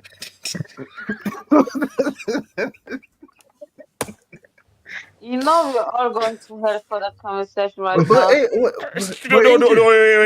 Hold on. No. Sebastian, Barry is heading somewhere. I just asked the question. Barry gave the damn answer. I just asked the question, bro. So no. Don't put me in here because no. Barry is what that said this, bro. No, HH said someone said it, but not me. No. You asked it, but not me. You asked the question. You asked the question. I'm not saying that's what he's going to do. I'm just giving you the possibilities. That's what I'm saying. Okay, let me hit this dose, man. Shout out to hold on. Shout out to my JS. On the Big Six tap-in top said, Bundesliga is like one of those big plates you get when you go. Fuck this. Okay, Tobes. Why does Bundesliga give plates and not like a trophy? English arrogant the food fire on no cap. Wait, nah. We need to put the dubs aside. Look at the streets, man. Like this is hilarious. Look at these comments. No, I'm so serious. Cristiano Ronaldo at LA Galaxy is it's a literally possibility. I can see. So basically, Cristiano Ronaldo said, "Okay, I fought against Messi, but I'm going to beat Messi's successor. So if he beats Messi's successor in a roundabout way, he defeated Messi." So, wait. This sounds like My Hero Academia, bro. We're dealing with a danger. One for all versus all for one, bro. Wait, so shout out to your boy Brand. Days of Thunder. Well, actually, no, I've not actually seen that, actually. And also, I'm sorry, I still need to see Mission Impossible, though. Shout out to Mission Impossible. I'm going to watch it tomorrow. Yes, and don't you dare spoil it, bro, because I need to watch that very soon. He's the GOAT, by the way. Tom Cruise is the GOAT. He's the GOAT. Tom Cruise is the GOAT. Shout out to Tom Cruise. He's the GOAT. Apparently, he likes fish. Okay, moving on quickly. Genuine question, though. Adding on to my previous dub, do you actually think Ten Hag will succeed there? Did he ruin his reputation, or was it Man United? It was Man United, bro. Yeah. I take pinky bets, pinky promise. Ten Hag will do well at Leverkusen. I wouldn't will do well. What Everybody that has left United has cooked. United is the poison. What does doing well But mean? what does doing well at Leverkusen mean now after Xabi Alonso's success? And maybe a cheeky DFP pokal. What's Mourinho done since? Wait, HH. What's Mourinho done since Post United? Oh no, he won the treble in 2010. Shout out to your boy Talent FC. Serious Convo and Maradona's club legacy, who played in an era where Wow. I know Les won't to. Oh no, okay. You know what? Talent FC, I'm gonna come back to this. I'm gonna save this dub, you prick, because I have a response for this specific story. I'm gonna come back to the dub. Shout out to Casey. There are Phil comps. The hate. I felt bad for it, man. I won't lie. Like, I can't. No. I saw the footage, and also shout out to Witty in the streets, guys. He's a child. Let's not do this, bro. Let's not. He's a child. But could you do a breakdown of his performance? No, I can't. Hold on. Would Mariam Saxby if he was okay? All right, thank you for that.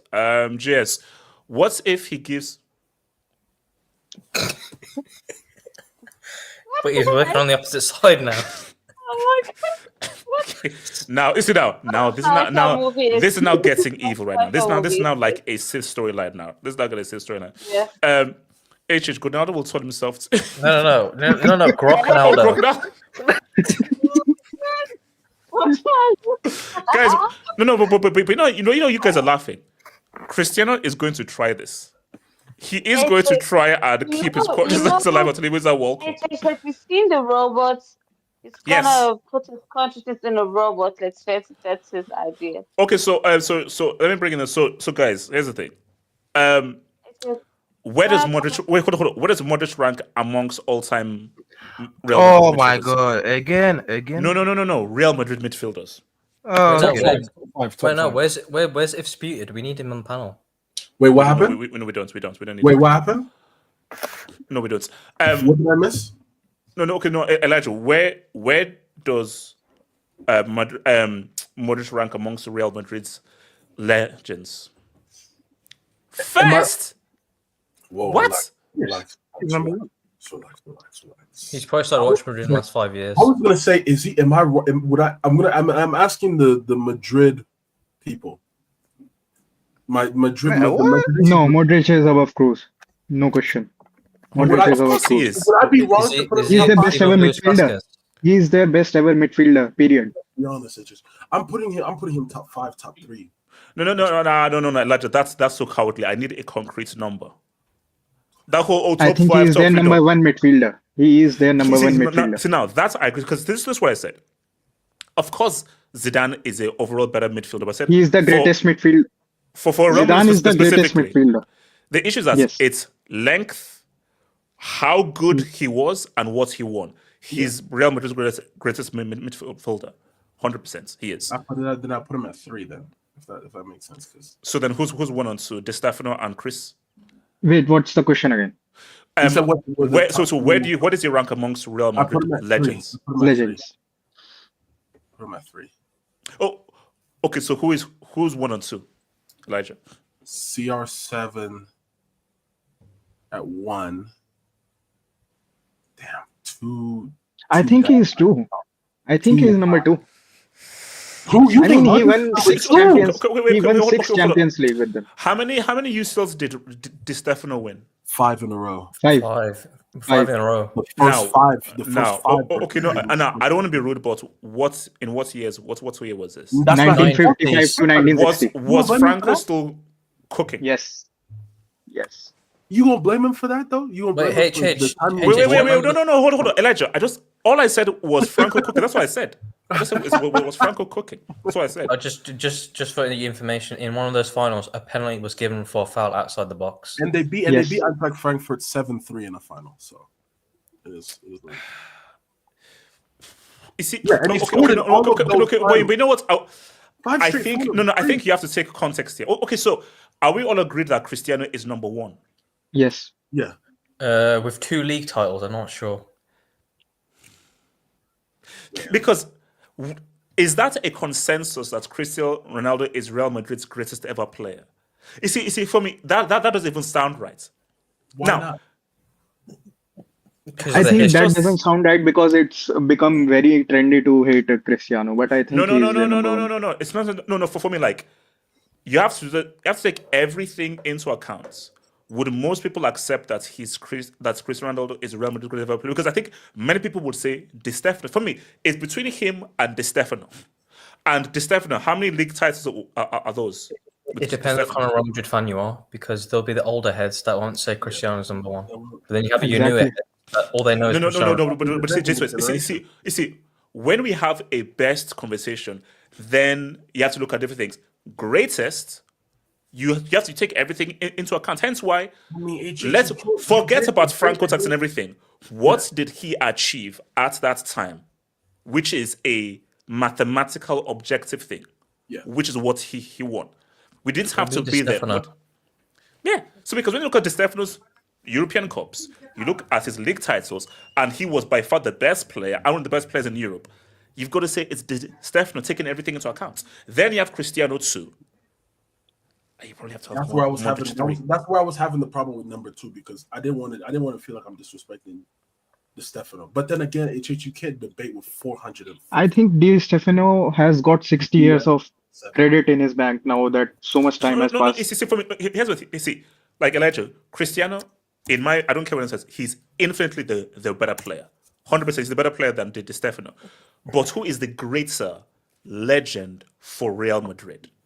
Which is that how good you were, what you achieved, the titles you won, and your impact on that team. Shoot. Oh, damn. Never mind.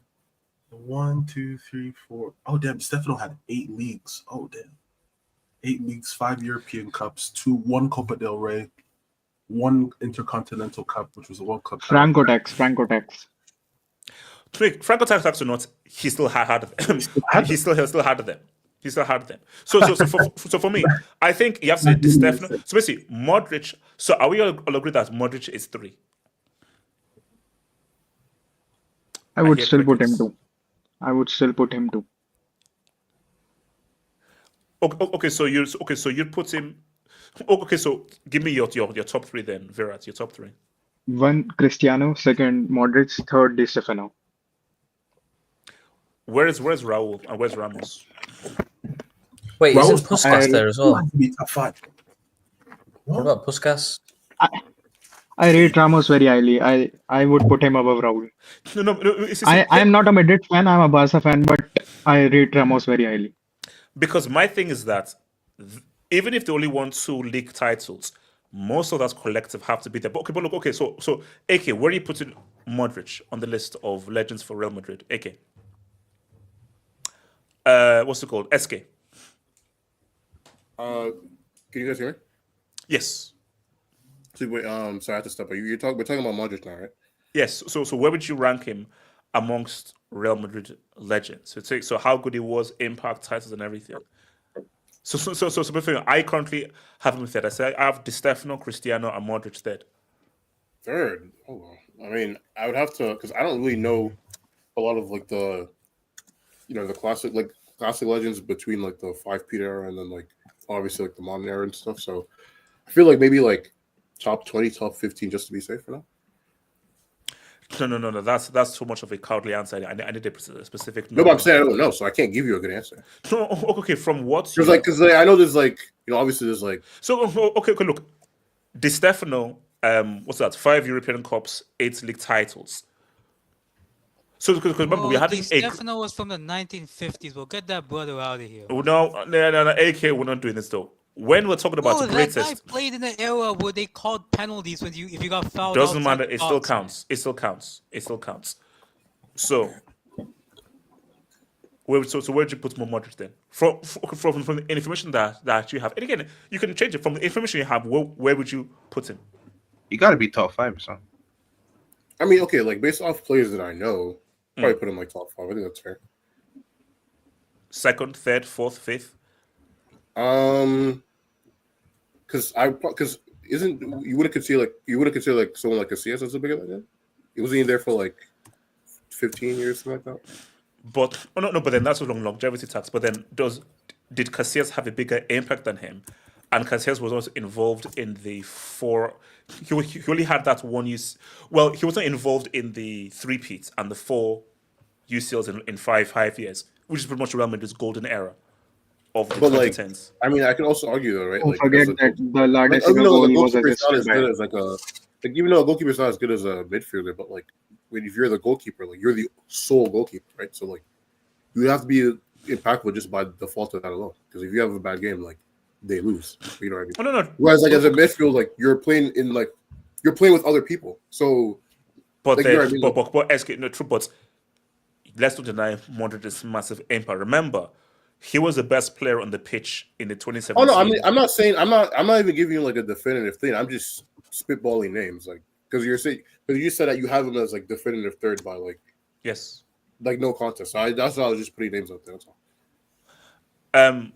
J Swiss, Modric, where were you having him for Real Madrid Legends? I'll probably put him 6th or 5th, or about there, because you got some of the legends that I don't know a lot about them, but they're obviously highly ranked. Because you got your Di Stefanos, you got your Puskas. I think is there Hugo Sanchez, the guy that scored like 38 goals in 38 games, ridiculous like that. It's touches. Oh, 38 touches, like that's stupid. That's just poaching. But then you got your modern day greats, so you're gonna have Ronaldo. Hazard, yeah. Wait, what about Ramos? Sure. Is Ramos not in this? I don't think Real Madrid rate him that highly compared to Modric. Interesting. And also, if Hazard wasn't injured, he'd be in this convo. If he didn't have that injury, he's not breaking top 20 even if he was fit. So you're going to put what's Modric 4th or 5th? I'm going to say 5th because you got your legends there. Like it depends what some Real Madrid fans, they'll put him 2nd because they'll just know the modern day generation. They won't know the old generation. All they know is Modric Cristiano. has won the most trophies with Real Madrid. He's the number 1 player with the most trophies for Madrid. I think we are rating the old heads very highly. Are we rating the trophies he's won in the last 2 years? 3 years. He wasn't even playing. I think he was very critical in that Champions League run. I would count that. In 22, yes, but not in 24. Like how critical was even this season, critical in 24. Even this season, when they went trophyless, he has the most big chances created for that entire team. Yeah, in limited minutes. But you're looking at Ceballos in midfield. Like, of course he's gonna have bigger chances than Ceballos. They have Bellingham, the so-called 10. Yeah, but we know what Bellingham is. He's not a creative guy. He's a run-the-box merchant. He's a box crusher. I think he even ranks very highly in La Liga for big chances created. He's in top 5 or top 10, I think. Yeah, Luka Modric is definitely up there because he's the only creative element of Real Madrid's team. There is no other creator. Look, who creates from Real Madrid? There is no one. Oh, yeah. There is no creator. It's going to be Modric. Even at his so-called fine wine age. He's not the real fine wine. May I speak on this? Okay, Monimis, where you ranking? HH, are you having any Xavi and Iniesta slander? No. You see, I don't want to open up that old wound. This is purely about Real Madrid and its legendary status, bro. I don't want to have any. We need if disputed for that. Monimis, so where does Modric rank then? Monimis? AK, talk to me. So just in terms of Real Madrid, right? Yes. So here's the thing. I'm not gonna include all of those like bums from the 1950s. Shout out to them. They had the fun. Respect your elders. Respect your elders. That's an elderly slap. Continue. Okay, yeah, great. In terms of what I've seen, I would put him third. I will put Cristiano Ronaldo number 1, Ramos number 2, Modric number 3, Benzema number 4th, and then I don't know, Cruz number 5, I guess. In terms of what I've seen. So why Ramos over Modric? I just think like I get the Modric in terms of I do agree with you that Modric, in my opinion, he was at the very least top 3 players in every single UCL final like Real Madrid played in like that I've seen. But I just think Ramos, just as a leader, he's in my opinion he's more regarded higher. And we have to talk. I'm sorry, bro. That three-peat does not happen without Ramos's goal in 2014. I know Modric got the assist. Yeah, they were about to be disbanded. They were about to be disbanded. The whole team. Yeah. So I put Ramos number 2, and then Dric number 3, Benzema 4. That's my top 4. Actually, no, that's actually interesting. Does that moment alone put Ramos over Modric as a greater Real Madrid legend? Because he had other moments too. He also scored. No. That's what I'm saying. Like, plus all how good he was and how he was, but just that moment alone and how critical that was. Yeah, because I think so. I mean, because it was the moment of La Decima. You know? It's not just that. Like, I think VS also touched on it. That like no. Stop. They wanted them. It was a basic cross, but Ramos had to do most of the work to actually head that ball and come on. Let's not do it. So he was better than Drogba, right? What he did. So no. Like, sorry. People forget, like, if that team didn't win the UCL, there were reports of Bale leaving, Modric leaving, like Ronaldo going back to United. Yeah, that too. Like, that team was about to be disbanded if Ramos didn't score that goal, and like that goal ushered in an era where they won the three-peat, and that it's still that type. And of don't forget, they hadn't won the Champions League in 10 years that time. Yeah, so I put Ramos number 2. Could have dominated European football, for fucking sake. So okay, but here's the thing: does how you leave affect your legendary status or no?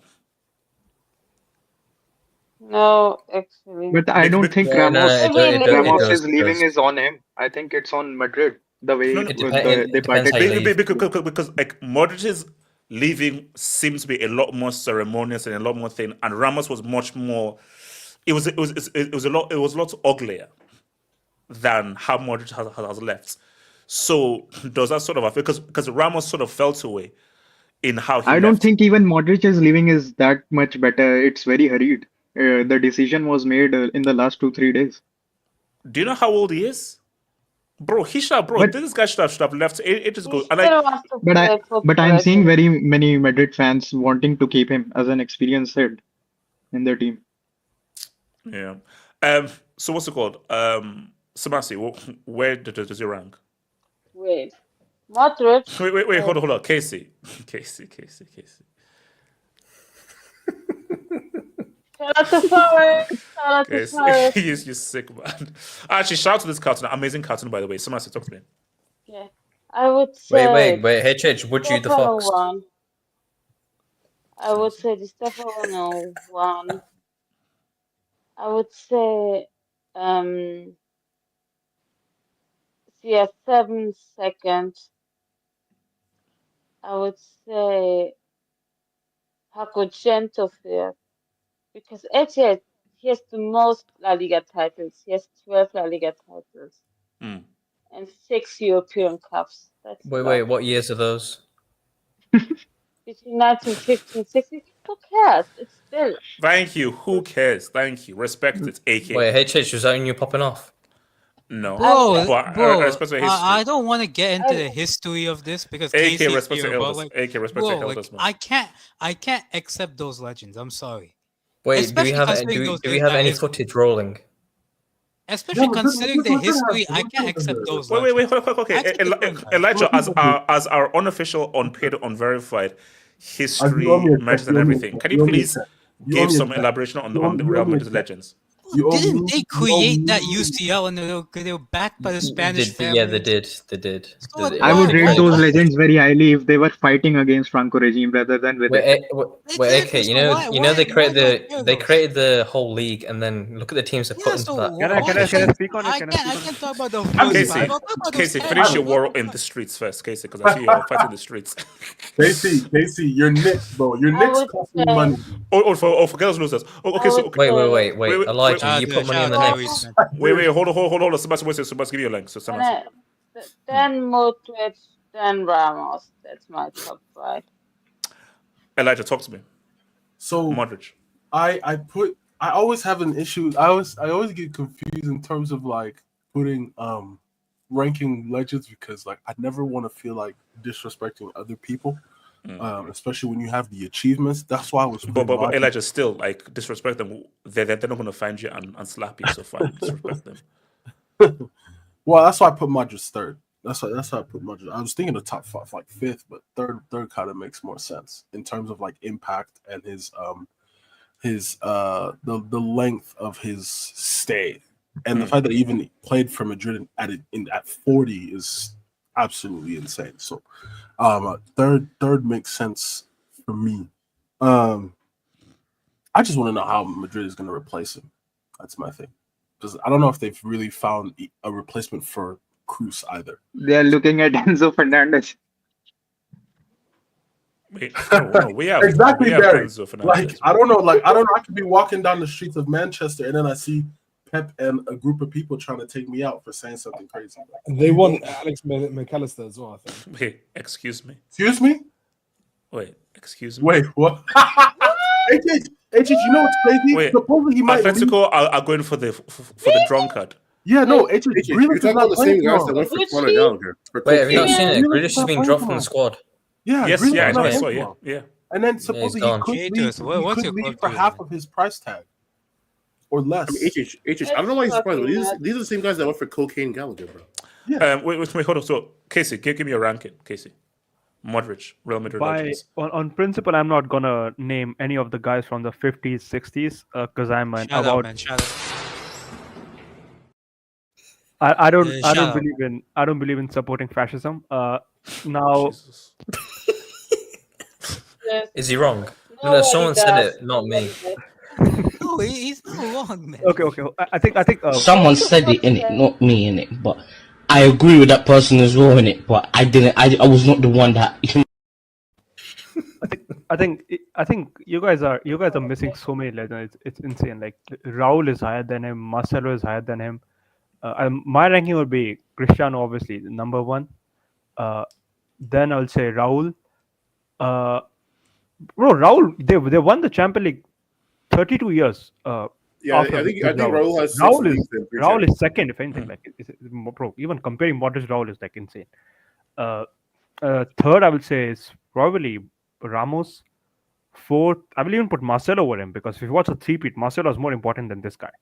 You're putting Marcelo over Ramos. Watch the three-peat, yeah. So you're putting Marcelo over Modric. Yeah. Watch the three-peat, bro. Like, bro, did you watch Marcelo in the three-peat? Like, are you kidding me? Cut that bitch off! And I love Marcelo. Marcelo is one of my favorite players of all time. Watch him. Yes, I did watch. Yeah, he was better than Casey. Marcelo, at like the early parts of his season, was fighting for the spot with Cohen Trow, and the latter part of the season lost the spot to Mendy. So like, no. You're just. Oh look! Oh, Joker. I'm telling you. Yeah, yes, I know. I saw your fight. Joker. You know, chimps have higher IQ than you. Jesus. Okay, Casey. Let's. No. Casey. You what happens in the streets stays in the streets. Casey, you're gonna respect chimps. Casey, you're gonna respect chimpanzees. Good. I respect Joker. Joker Casey, bro, you're being like somebody else that I don't want to name right now. Casey, just keep talking. Yes. Okay. Yeah, but regardless, bro, come on, like. You guys have to respect Marcelo, and I think fifth is Modric. Like he's top 5 for me, at least from what I've seen. Because people. So where were you putting Ramos? A third. Okay. So it's Cristiano, who's Raul, Ramos, Marcelo, Modric. Yeah. Because I think people also say that it's that Hugo Sanchez guy from the 80s, like they also rate him, but I never watched him, so I don't know. But because they won like 5 leagues in a row. Wait, Casey, where do you rank Luis Vasquez? No. Well, if there's a bottom thing, then Jesus, you can. Let me go. I mean, it kind of is an Indian thing, like, but let me go and time out some people. Wait, what? Wait, hold on. Okay, let me go get some debates, man. Shout out to your boy. Where are we at? Stoner. They say Stefano was as good as Pele. He missed walk. Cap. No, it wasn't, bro. That's just cap, bro. Shout out to Buddha Subs. Guys, don't confuse team success with individual greatness. CR7 is bigger pause than De Stefano for me. Okay, that's just crazy talk. No. But you have to understand, when we're talking about greatness, you have to take everything into account. And my thing though is, no, put it this way, it's a conversation. Like, you could argue look, Cristiano's the only blemish is the league titles. Outside of that, Cristiano might be number one, because I respect what De Stefano did and everything, but was De Stefano as impactful for that team as Cristiano was for Real Madrid? And also, this is a very key thing, context. Compare the Barca team of the 2010s to the Barca team in the 50s. There's hardly any comparison. So, and also, when you look at Cristiano scored 46 goals, but a midget from Rosario scored like 50-something goals. That is what Cristiano was dealing with and competing with. So, come on, bro. It's like, Cristiano, he might be number one. It's true. Context, he might be number one. Science FC. De Stefano was mid, but was born the earliest, like Einstein and co. Drop in that era, I discover all these theories, being the third human ever. Okay, all right. Okay. Why is he like that?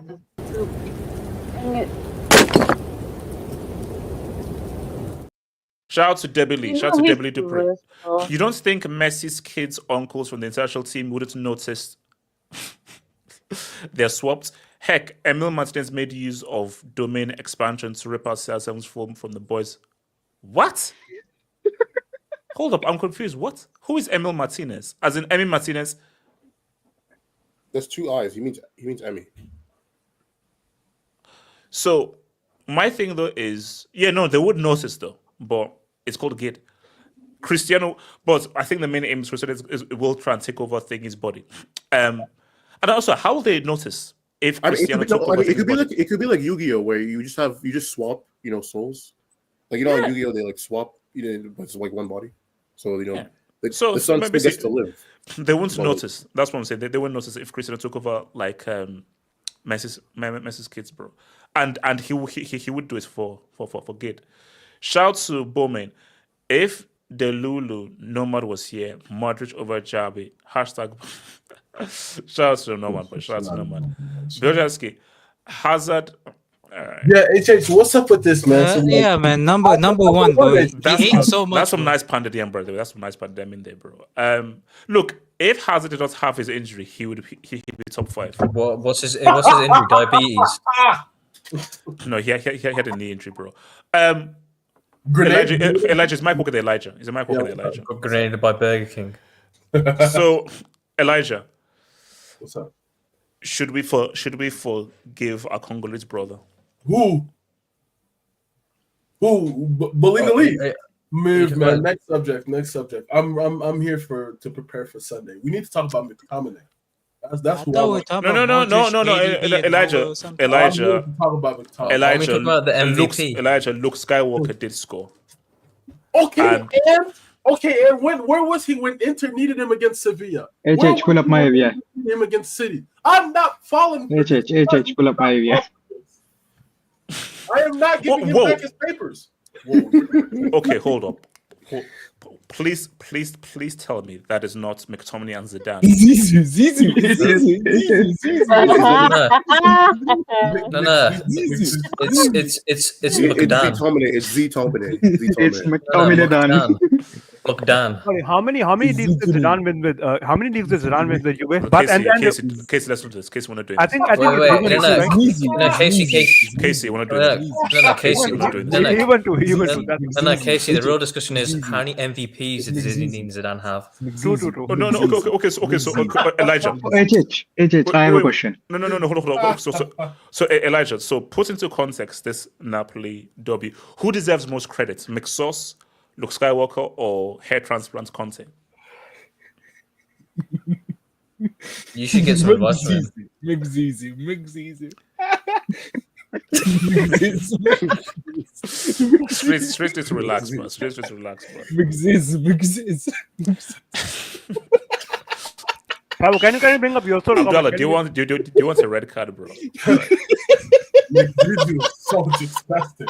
Wait, AJ, can I speak on this? Elijah, okay, Elijah, who deserves most credit here? Elijah, what I want to meet this dude, bro. Look, man, y'all need to stop falling for this Lukaku nonsense. Okay, if Meg the Stallion couldn't trust him, why do you think I should trust him? Come on. Wait, hold up. We needed him. Hold up. Wow. Hold up. No, man. I thought you said you were unsubscribing and unfollowing. It's fake. Oh, okay. Actually, you know what? I think it's fake. I think it's fake. It's fake. It's because he put me. It's fake. It's fake. So Elijah, continue. So Elijah, okay. So who deserves most credit? Choose one: McSauce, Conte, or Lukaku. Trexter. That's a Conte. That's a question for another day. I think it's Conte. Yeah. I think the idea. It's not even a debate. It's Conte. Exactly. Can you bring up Chronicles comment? No, because continue. Exactly, Chronicle. The thing is, Conte What? came in. That's just wrong. Smash it, please. Okay. HH, you gotta understand. No, that's actually Nomad. Are you sure? Anyways. It's actually no one thought that was. You see, you know what this shows? People just can't stay away from the hangar. They just can't. I mean, that's what you call it content crack. Yeah, no, that's it's content crack. Okay, Elijah. So why Conte and why not McSauce? Because bro, McSauce cooked, but why? No. Conte. The idea of Conte bringing guys like McSauce and Lukaku and stuff like that was key. Like Napoli supposedly had like a I heard it was like a 2% chance of winning the league after they finished 10th. Yes. And the fact that the guy just walked in and the fans were so open to him, and he just got in there. And can you bring a Wings comment? Like he deserves that respect. Now, what McTominay did is beyond impressive, and I'm actually very happy for him. And again, it proves whatever Manchester United has going on, it's ridiculous. But Scott McTominay is a talented player, and he did his thing, and I give him mad props for it. Jace West. Hey, I have a question. So first, what's the question? Can I go after SK? Yeah. How is McTominay's Serie league season different from Bellingham's La Liga league season? Well, McTominay. Let's not do this. And don't bring in that Lala Testek. I mean, McTominay literally doesn't touch the ball, so like, there's that. I'm just saying, Scott McTominay he literally doesn't. His goals. These goals are cash. Nah, VS, the difference is that McTominay actually led his team. Bellingham was riding Vinny's coattails. Oh, wait, hold up. Let's Jace West, talk about it. Yeah.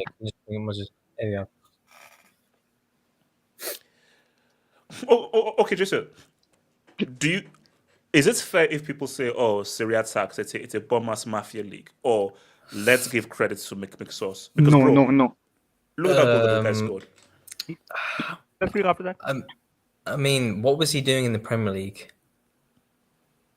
Scoring some bangers for Man United. What but not a lot. What was he doing for Scotland?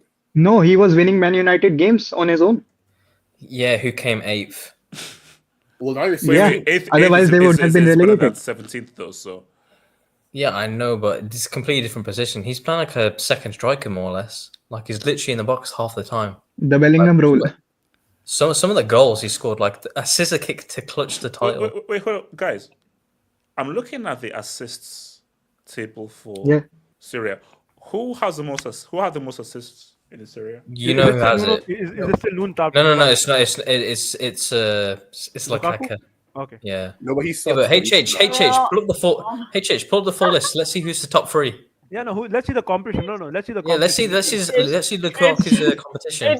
Can you pull it up, please? That's a win for you. So thoughts on Napoli's league and what this means for them. HH, can you tell me who's the top scorer in Serie this season? Ratatouille. We don't need to know this. We don't need to know. You see, don't denigrate what Lukaku has done because he has suffered. We insulted him. I will denigrate him. I will denigrate him. Even a fellow can I go after I will denigrate him. I'm not giving back. I go after VS, man. Yeah. So just continue. Jesus. Yeah, can you tell me how many goals Lukaku's behind the top goal scorer in Serie? Jesus. Because I know Lukaku. It's not how many you score; it's when you score and how important those goals are. Well, even if we're doing that context, then McTominay is over Lukaku. Well, no, because Lukaku scored more goals than McTominay in Serie A. No. H just said the time and place you scored the goals. Oh, yeah, H, you fucked it. Yeah. Anyway, continue. You want to drop a brick for yourself? Yeah.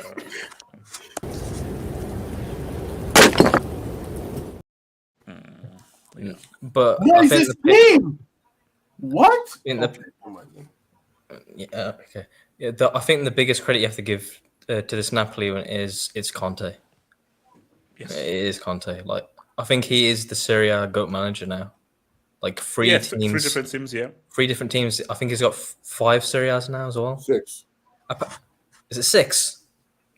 He won 4 with Juve. Oh no, it's 3 with Juve. 1 with Inter, 1 with Napoli. Okay, my bad. Yeah, it's fine. But apparently, but in his he's had 6 full seasons in the Serie A and he's won 5. Yes. One that he didn't win, he came runner-up, and that was to I think it was to Juventus, like the 10p or the 9p they had.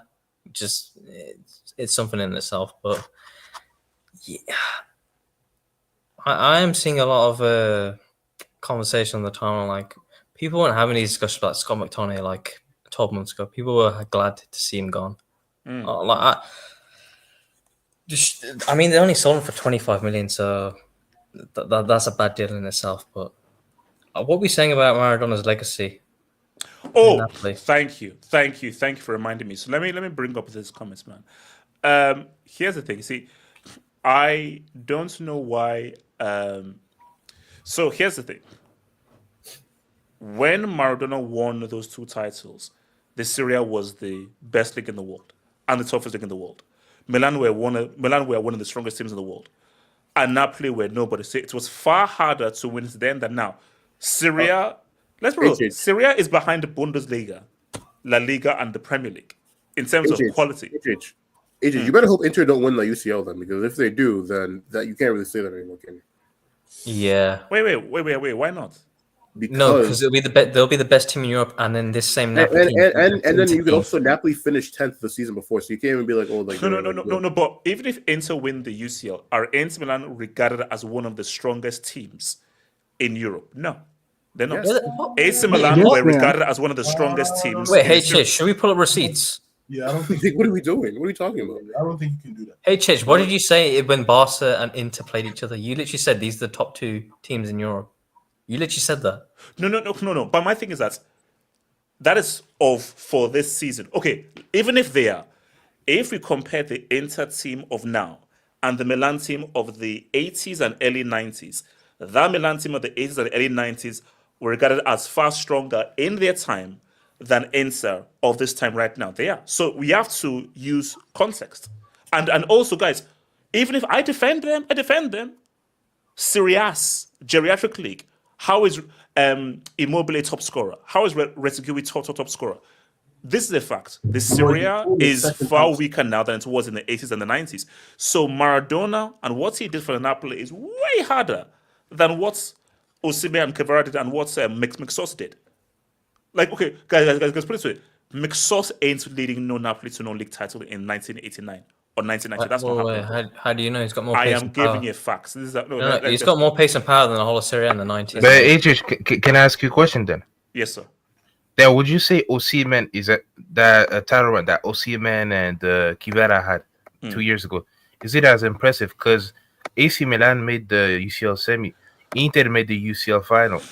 All Serie A teams, I think that year they made a European final at least. But still, this Serie A of this past 10 years is far weaker than it was in the 90s and the 80s. Far weaker. So again, it takes nothing away from what Napoli have done twice, but it's far easier to win the Serie now than it was. You see, it's far easier for a smaller team like Napoli to win it now than it was back then when Juve and Milan were powerhouses. Well, actually, HH, I like that you said that because we also need to have another an uncomfortable conversation that you didn't put in your title. Inter, best team in the league for the last 4 years, only one title to show for it. Oh yeah, They bottled three times. No. SK, save that comment for the PSG discussion because we're going to talk about Inter when we talk about PSG in the next discussion. But no, look. Wait, so my can thing. I speak on this? Yeah, it could go for it. I mean, just like on Napoli, right? Yes, sir. Bro, it's Conte. Like, bro, even if you're why is he trash? Why is he so trash in Europe? Is he just a domestic? Can I go to AK? Yep. That's a question you have to ask. I generally don't know why he's so bad in Europe. Like, I generally don't have an answer. But here's the thing, HH. Even amongst the garbage that is Serie ass, Napoli's squad is still so bro.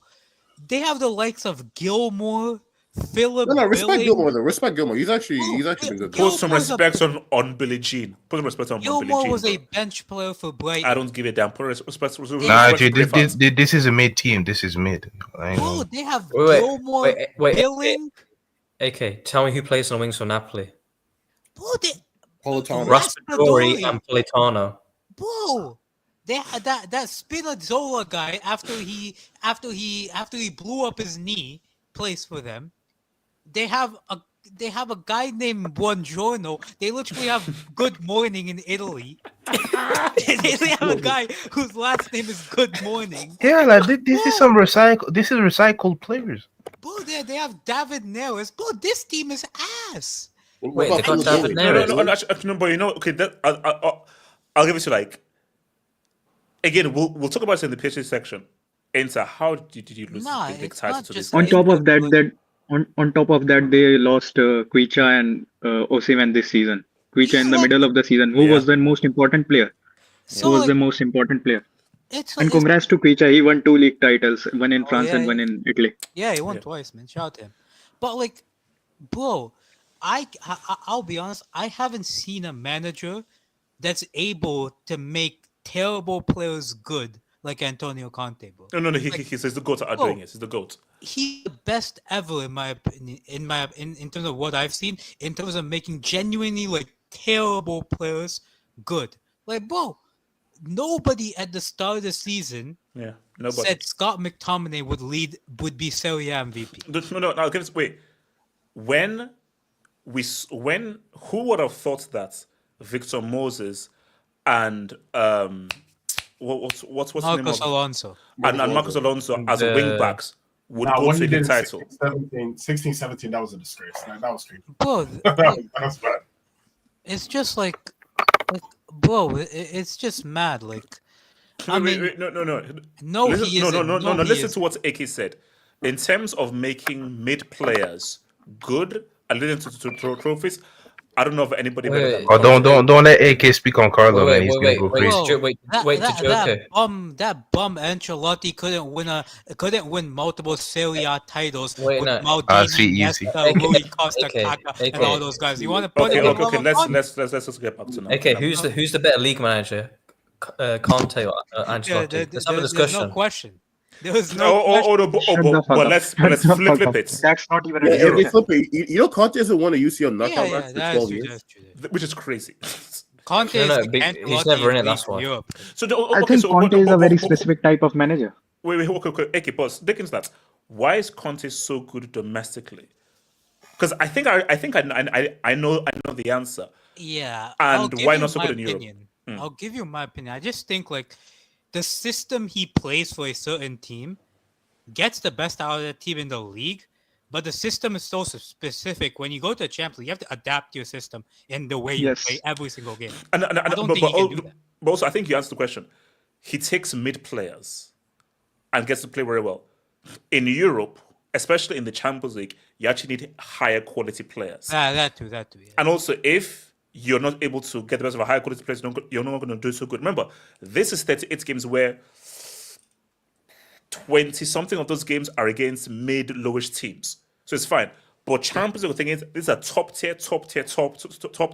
But he can only cook week to week again with mid teams based on just him. At the end of the day, mid players will be mid players. So even if you can elevate them to something against the highest quality, they'll still be mid. Yes. So, yes. I think like that's what he is. I don't think he'll work in Europe as well. But in the league, bro, we're talking about probably the greatest Serie A manager of all time. HH. Yeah, Escape. So go for it, Escape. So yeah, probably. Yeah, in terms of who deserves the most credit, yes, I'd probably go like everyone. Conte first. I'd put Lukaku second. McTominay third. Wait, hold it. So why Lukaku over McSauce? Because Lukaku has had to score and be like their main playmaking outlet because they literally don't have any playmakers, which is why. Wait. How are you skipping on Picha? He was very important for them in the first half of the season. How are we skipping on him? And he left. And the Belgian Jedi rose they like the Jedi he is. They wouldn't have been in the title race if it wasn't. I don't give a damn. He left. And then who carried the load? Pause. Lukaku. No, it was McTominay. It was McTominay. Barrett, it's real. I'm biased. That's getting put into the mix. What's it called? Let's continue. But yeah, like I think that's why I have Lukaku second. McTominay obviously has been incredibly clutch. Like I think I was looking through like the goals that he scored, and like 8 of them either like led to a win or a draw. 8 out of the 12 goals he scored in Serie. So he's definitely clutch as well. I thought in the midfield, shout out to Anguissa as well. Like he's always been like one of their main like disruptors in terms of on ball Anguissa, defensively, and also chipped in with like 10 GA himself. So he even helped put in a shift like offensively as well. They mainly won this title thanks to their defense. I think they kept a clean sheet in like half of their matches, which is insane. And then we're gonna get, and I'm not gonna bring it up right now, but we're gonna get into the other team that finished second and everything that they did wrong. So who else wants to pop in on? Virat, go for it. Can I go up to VS? Yeah. So I think we need to have a discussion about these English players or the players from Premier League with some physicality coming to these lower leagues, leagues with less quality and out physical. Like Conte wants these specific type of players who are so physical that they can brute force their way to playing football.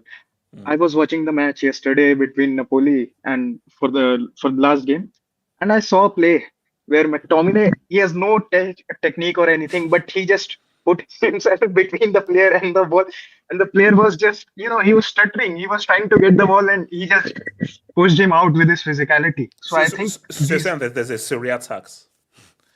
Yes. There is a tax on physicality. These leagues are not taking physicality seriously. Because I saw McTominay of all people outbully maybe a player who has more tech than him just because he has more physicality. I saw Oli McBurney in La Liga for Las Palmas score a goal against Madrid. But I think we forget that football is a sport, so you need physicality as well. Like I get that we value technique highly, but like if you have technique, that's my point. If you have technique, that's my point. You end up like Jadon. No, but my thing is, okay, but why are these players cooking so well in Serie A, though? It's simple. Is it just in terms of different team-driven systems, or is it a Serie A? It's McTominay, I think it was the system that Conte used him in. Because Look at we're the trying age to get of him to players. he has like a deep line like 6 and all that crap. And Conte's like, bro, don't fucking touch the ball unless you're about to shoot in the box. So there's like different. You're actually playing to a strength. So Wait, are we forgetting we saw a Giroud who was 35 plus cook in this league for AC Milan? Giroud's one of those physical strikers, though. Yeah, exactly. That's what I'm saying. Like, he's 36. He shouldn't be doing that. No. I think AC Milan is made up of. My thing though AC is Milan is made up of Premier League rejects. No. But as we've all said, let's give Conte credit. Conte is a very good manager. Yes, he's a European bomb, but give him his specific players, he is going to cook. He's going to cook. So I think rather than say is easier. So, do you think he would make Manchester United competitive? I think he is the type of manager they should go for. Virat, I'm going to rewind to when I think this is when they sacked Ragnick, and I had Nix here. So Nix, who you guys obviously know, and we're doing some content here, and I said to Nix before they hired, I think it was Ten Hag, I said, Nix, do you know who you guys should get? Get Conte. And Nix was like, my Conte, he's all well. I said, if you want to get results of now, give Conte what he needs, and United should get Conte. Well, I have a question. I agree. So Man United, we only play one game next year, a week. Give Conte this team. Where does he finish in the league? I Give think him a couple players. Where does he finish? No. Hold on. Jesus, no. Does he get his players? He gets his players because it's his first year. He can cook. Yes, 100% he can cook. Now, Jesus, is he level? Is he after he had the transfer markets go? Nah, I think their situation is so bad. Like it's hard to really give a scenario. Barry, give Conte his players. Just give, and remember, his players are not expensive. These are just guys that he just basically your scrap is his treasure. What you view as treasure is his treasure. Yeah. Just give him his players. He can do something. But the thing he'll do something, especially for one game a week. His players, he'll do something. But the thing is, this was brought up in 2022, and he said the job is a challenging one. While not explicitly saying he declined the job, but he said it'd be difficult to have said job. The job was there in 2022, but he didn't take it, or United just didn't go for it. That's on United. United, he wouldn't even want to touch that HH. The current owners. How many people would, bro? That's my thing. No, 2022, yeah, but not now. So who was next for this thing? Oh yeah, I was gonna say one quick thing. Yeah, Barry. What are you gonna say, Barry? Yeah, no, I think I actually have to give him his kudos because I remember we had a members hangout, and one question was about McSauce and all, and we just completely disregarded it. Like we said, nah, we don't care. But yeah, I just think so we're gonna use the example of United, like former United players leaving. I just think that United, I think it's a situation where they live a lot in the past. Like they've seen all success, no L's, no bad rides, all success, and it's a situation where there's a lot of pressure. And these players, they're not put in a situation where their strength are used. Like McTominay, I think this season we've seen he's more of a goal scoring like midfielder, someone who works in the final third. Whereas United, he had a different role. So I see why he was getting a lot of slander and all that. But it just shows that if you are put in the right situation with a coach that can help you, your trajectory as a player can be very different. So yeah, it's good for him. They're gonna play UCL obviously. So yeah, just great for him. MVP, MVP McTominay. So yeah, good. Bro, MVP McTominay sounds wild, bro. Yeah, like I've seen like I don't know how you said Macradona. Macradona. Yeah, I've seen some crazy stuff like that. Like, let's chill. Macradona is crazy, bro. Shout out to Gatlock. Inter were on the edge of a treble. HH says this Inter team are too good, man. I don't know who beats them. Now they're on the edge of a trophyless season. Hold that thought, because that's a good segue to the next thing. I'm going to come back to that. Really, here's another anime reference. Sir Alex calling upon the rumbling of Hell Titans he has at Old Trafford to destroy all of Manchester after the Spurs loss. Is this from where is this reference from? Hell Titans. Where is this from? Anyone know? Any anime reference? Here's the thing. Why was Fergie at that final? Fergie didn't even know he was at that final. It's from Attack on Titan. J2S. No, they keep rolling him out like this guy's like 90 plus. Stop rolling the guy out. So I sounds Fergie is not aware of what's happening. Wait, where am I? Attack on Titan. The reference is from Attack on Titan. Elijah. Yeah, I know. Yes, which I still haven't finished. Say you're finishing bottom half in the league, and then they keep rolling out Kenny Dalglish, who's like 90 plus. What are you gonna say? Like, that's just this is elderly abuse. How is he able to survive it, man? Like his heart is taking a lot. Man. I think Fergie just does not actually. AK. Where am I? To be fair to him, he does recognize the place because he saw his face after the match. He was like, "What is this?" You might be like Sleepy Joe. No. Who did the work? Can I quickly speak on Inter because I have to leave? Yeah, that's a good question. Who said that? No, I don't know. Okay, so guys, so let me come to Esquivel. So guys, 2 down and 1 to go for PSG. So PSG, Piston, Reims, or whatever it's called, or your boy. Bro, Dembele cooked, man. Like he broke ankles. Bro. Now here's the thing. Now, obviously, we're building up, and I have a whole bunch of videos planned for this couple because we're building. I know it's Reims, but like he cooked these dudes so bad, it was funny. Okay, look. SK.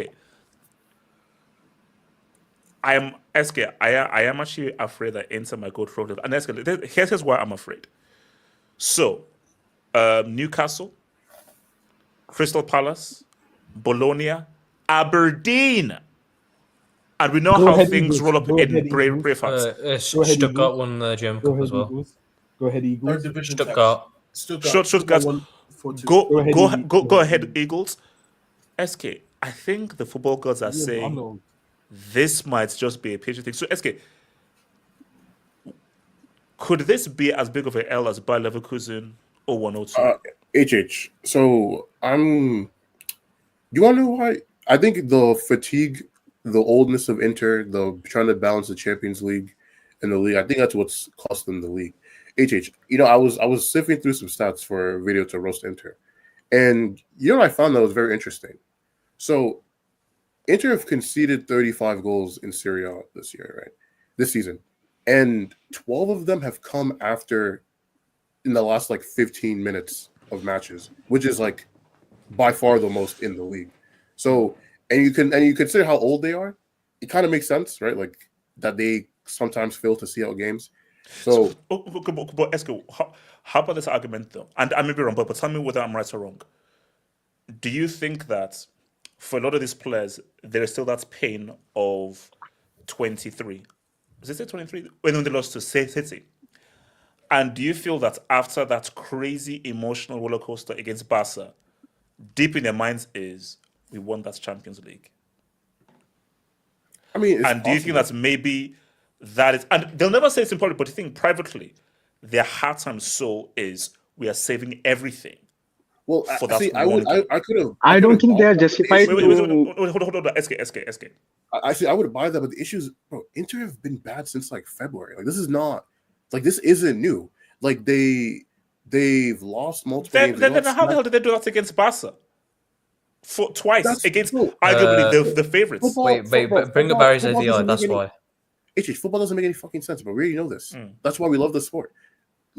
This is the same club that literally got smacked up by bologna sandwich in Milan, in the middle of boxing with Barca. So I don't know what to tell you on that. It is what it is. But I mean, I think you might be a bit right. I think maybe because they even rested their players for the match yesterday, which is kind of crazy when you think about the fact that this is literally the last match for you to win the league, and you didn't start half of your starters. So yeah, they're probably looking towards that final and trying to make sure that they don't make the same mistakes that they did. I mean, but do you think the stars are written for PSG to do this treble though? I mean, HH, very you know about the Munich juju, bro. So it's happened 4 times, 5th time's a charm. We're gonna see. What's it called? Barry, talk to me. PSG. What's it called? AK, talk to me. PSG. They swept aside Reims in the Coupe de France today. So shout out to them. But in terms of the final, yeah, man, Inter, bro. Like, first of all, why did they play the second team against Como? It doesn't matter. They won. True. They still won. True. I think, yeah, it's not looking good for Inter in terms of narrative basis, but like, I just see the two teams, and I just think, bro, Inter just have like, tactically, I don't know how PSG will match up. I think Inter can find space behind the PSG fullback. I mean, but don't you think that the stars are? Can we just look at all the underdogs who've won? Yeah. And PSG season, Dembele season. Don't you think that the stars aligned that this is what PSG is, or you just think Don't you think it will be the most But PSG I don't think thing? Inter are the favorites. Hold on. AK. Don't you think it will be the most PSG thing to have the stars align for them and still lose? But has it been LSG though? That's the thing. HH. I can't lie. Or are they saving the LSG for the final? The thing is, here's the thing. Marquinhos has cashed in his Bozo card. Donnarumma has also cashed in his Bozo card. If you remember that first game against Liverpool, he was at fault for Elliot's goal.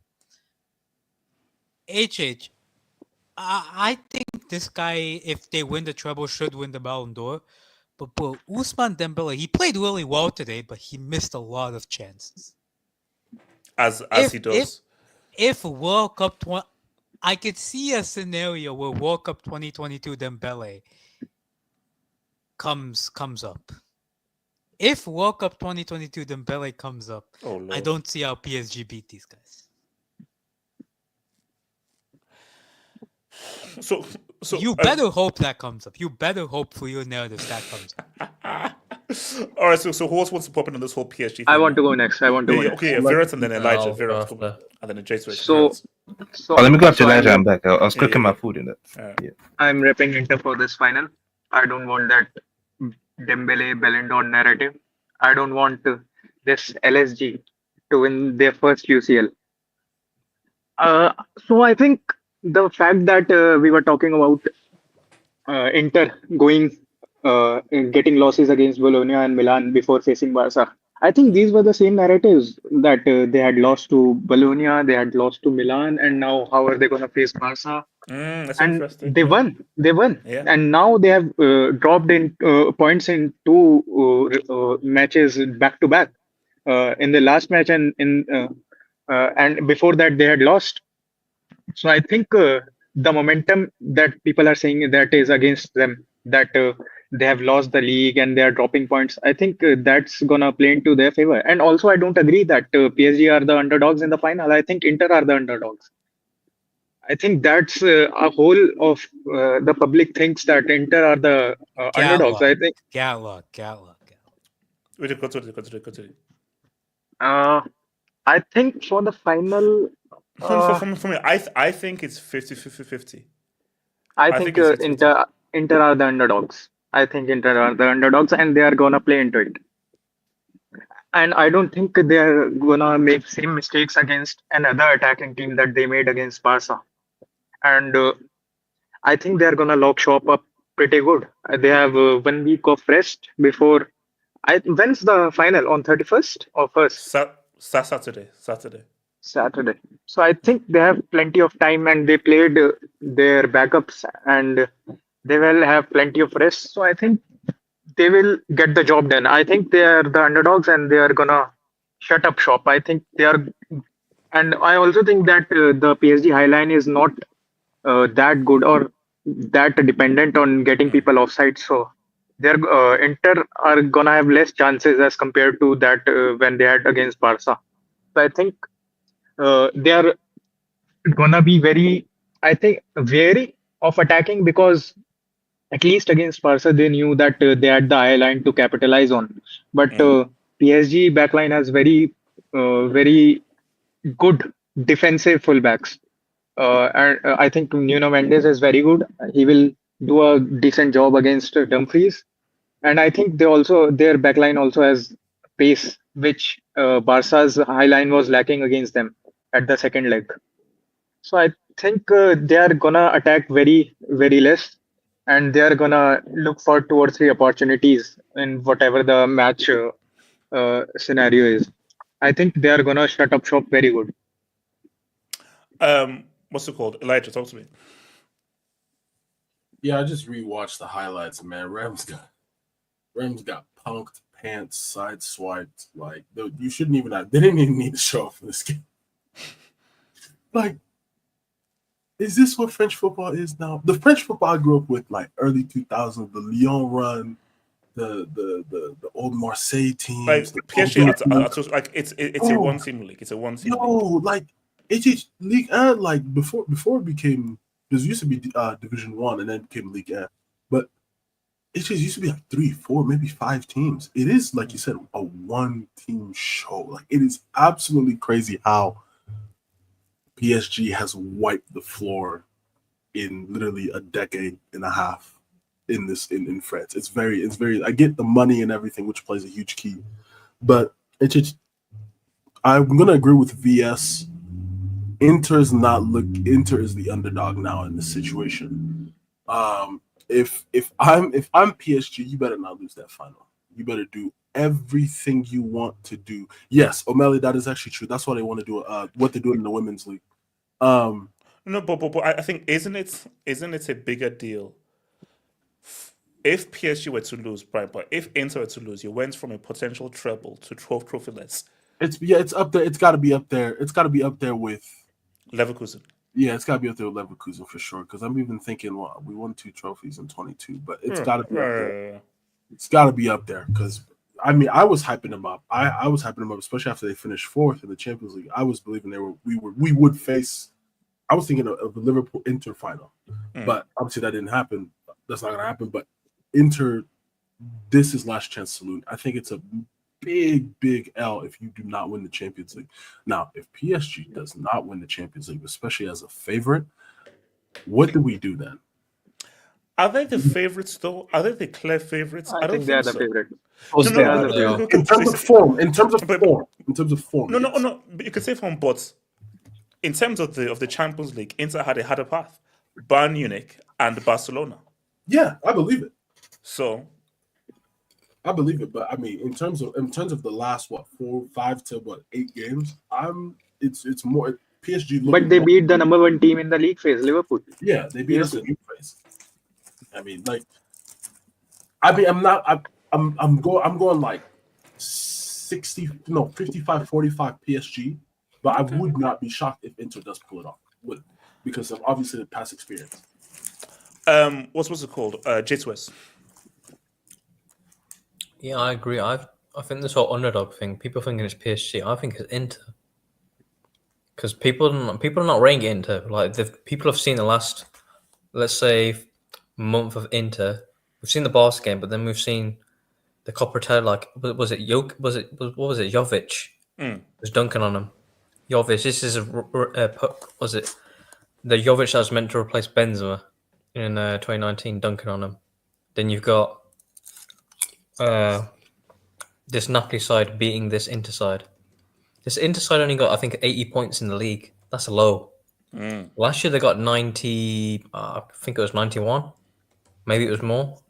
94, I think. That's a steep decline. You basically lost 15 points. That's 5 wins.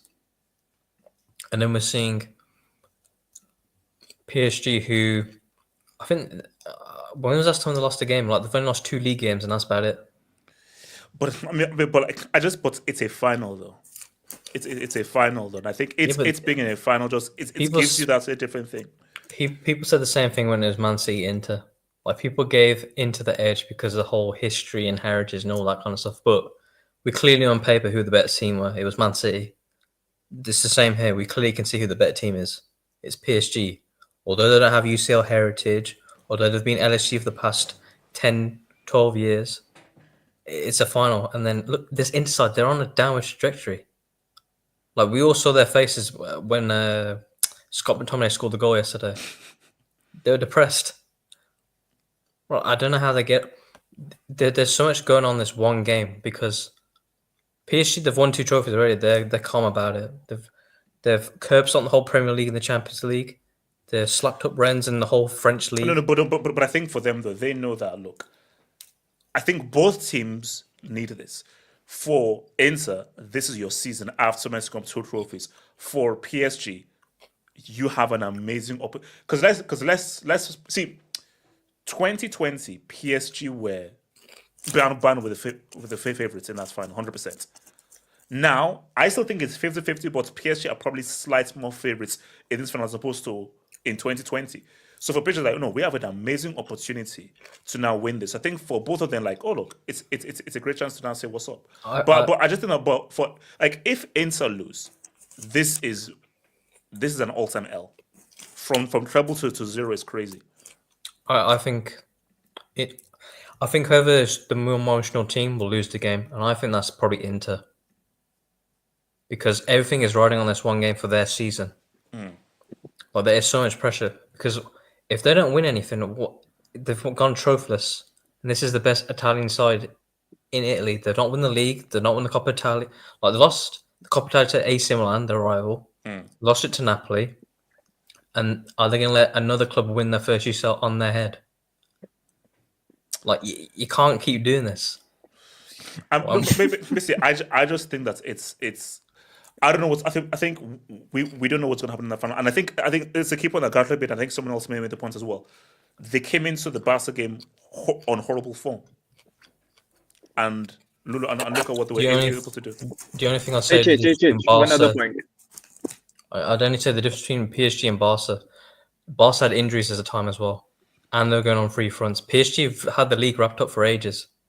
They've been resting their players. Like Dembele has only been playing here and there. That's why his form isn't the greatest, but that's a big difference.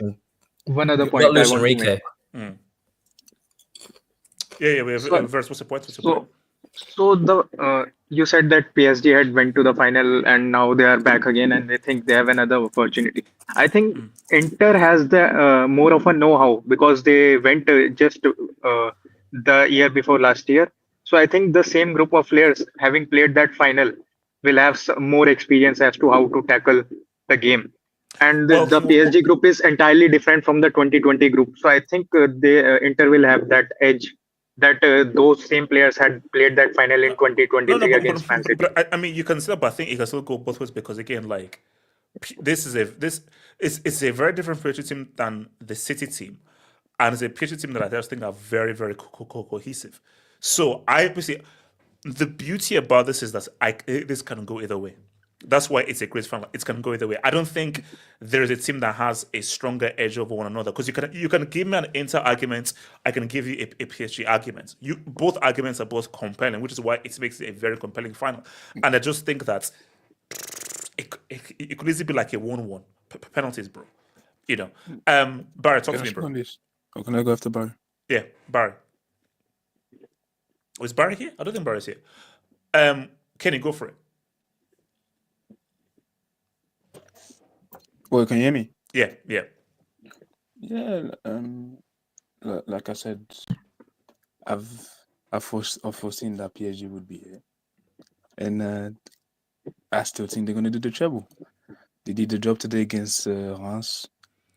It was they played against a team that is fighting for relegation right now. Jesus, bro, they ended that game in 40. They're literally fighting for their place. No, bro. If Barcode is dropping a 2-piece, I know what time it is, bro. So, you know. Yeah, so I don't 100% PSG are the favorites, but I think this year I don't think it's been underdog per se. It's just like a lot of teams have won their first trophy in a long time. So for me, I just look at the matchup. I feel like PSG, they may not be as good as Barcelona going forward, but I feel like they're more solid defensively. And I don't think that they will give the type of space to Inter that Barcelona did. And I just feel like the only thing that I think where Inter can win is if the forwards have a bad day. So if your Dembele, your Barcola, and all these guys, Kavicha, if they don't finish their dinner, but they're gonna have the opportunities. And I think that if PSG, the forwards are, they don't even need to be the most clinical, but if they are on a good day, I don't see Inter having a chance of winning the game. But like you said, it's a final. guys maybe they can be nervous or whatever. We've seen Doué, we've seen Barcode have bad days, we've seen Dembele have plenty of miscues, so it's 100% impossible, but I'd still say PSG are actually their favorite to me. All right. Okay, here this okay, so Armchair, talk to me, bro. Armchair. Inter with PSG 2 down, 1 to go. Has the fate been written that this is going to be PSG's year for them to get the treble? Yeah, I think whoever spoke before me was spot on. I think PSG are the better side, and I think their forwards will have chances to score and decide the tie, but it will come down to whether they're clinical or not. And I do think this will be key in the final. Inter are really great at set pieces. They have physical, tall players, whereas PSG are not really good at defending set pieces. So that could be a vital difference between who wins and who doesn't. And I think we really need, I think every single person on the panel should vouch for PSG to win, because we have to save football. Because if Inter Milan win, then Yamal's Ballon d'Or campaign will go into full gear. And we cannot have a guy who scored 9 goals, who got best in the world shouts for 14 dribbles, despite missing 2 chances and not scoring or getting any goals. We need Dembele to rescue. Oh my God. Let him cook. Let him cook. I feel like Elijah, do we really want this meal? No, wait, Armchair. Why did you say 9 goals? Is the league the only competition they're playing? Let's move on. Okay, so Dembele needs to complete his redemption arc. Wait, how can you move on? Wait, no, hold on, no, Armchair. I didn't stop. So Armchair, if Inter win and Yamal wins the Ballon d'Or, you're saying that football is in a horrible place and football has not been saved. Is that what you're saying? No. So basically, you're saying that a Yamal Ballon d'Or is bad for football. In I think 1 or 2 years from now, maybe 2 or 3 years from now, it'll be appropriate if he improves his goal scoring. Not now. I'm sure. No. I'm sure. No. Again, if Yamal wins the Ballon d'Or, you're saying that's bad for football. That's what you're saying. You know what I think, Echich? I think Modric robbing Ronaldo of the Ballon d'Or was a travesty, and we cannot have something similar. I'm just saying yes or no. So all I'm saying that. So in a sense, if Yamal wins the Ballon d'Or, it makes football look bad. If Yamal wins the Ballon d'Or, I think Dembele winning it makes football better. Wait, can you just answer the question? What was the question? All you have to see. Actually, all you have to do. So basically, so you agree that if Yamal wins the Ballon d'Or, it makes football look bad. That's basically that Dembele winning the Ballon d'Or over Yamal is a better footballing argument. That's what you're saying. I think it's better for football if Dembele wins Ballon d'Or. See, I think that is a fantastic question. I think once Dembele scores in the final, everybody will agree with me that Dembele deserves the Ballon d'Or. And after the treble, it will be undeniable. Wait, Armchair, what if he doesn't score in the final? What if he doesn't score in the final, and what if Dembele drops a disaster class, but PSG still win the final? Then I think Yamal will win because of the recent performances versus Real Madrid and the league-winning goal that he scored. Then I think Yamal, and I think also Nations League will play a role too. If Yamal and Spain win that, then I think he can. If Nations League plays a role in this is no. I don't think. Do you not think it can if he performs really well in the final? If some of the Nations League and Club World Cup, no. Because recency bias is a thing when it the football season ends after UCL finals. It's after the UCL finals and the football season ends, bro. We're not counting the Club World Cup, bro. Actually, hold on. If Chelsea wins it and Jermaine Listen. I think you've asked this question before, but let's say PSG win, but Dembele has a quiet game. Not necessarily a disaster class, but just a quiet game. Do you think he's still locked in to win the Ballon d'Or based on the treble? Here's my thing. I'll reiterate what we had the convo before. So I'm just trying to get into the minds of the journalists. Okay. If PSG do win and Dembele doesn't have like that great a game, I think many journalists may actually still vote for Yamal, but it's just how much he's been talked about. I don't think Dembele's PR is that strong amongst those journalists who are going to be voting. But if he does score, has a big game, I think even AK made a very good point. It's what is the lasting image? If the lasting image is a man of the match performance or a key goal, they'll definitely win it. But if the lasting image is, let's say, just a team performance by PSG and Dembele is just there, I think Yamal's peer and just how John is doing Yamal is greater. Do you think just hold on a second. Just answer this honestly. Who do you think has had the better season? Not who's the better player ability wise, or who will end up being the better player overall. Who's had the better season, Rafinha or Yamal? Be honest. Yamal. Why? His impact on the team has been greater. And a question I asked to Barca fans was that, so those Rafinha goals, a lot of those goals either came from Yamal assisting, Yamal pre-assisting, or Yamal engineering. When Yamal was injured, Barca suffered, Rafinha suffered. So Yamal's importance to that team also affected Rafinha's effectiveness for Barcelona. I agree. You're wrong. I think lastly, shout out to Mbappe for winning the European Golden Shoe. Still the best player in the world. Fuck Yamal. Bye. Okay, can I speak? AK, say anything you want. AK, feel free to speak about anything you want. First of all, AK, just screw my point about lasting impact. You know that FIFA and UEFA will do what they want and will bring whatever needs to be brought to award a Ballon d'Or. So the Nations League will be part of this. The Club World Cup will be part of this. Whether you like it or not, they will be part of it in some way.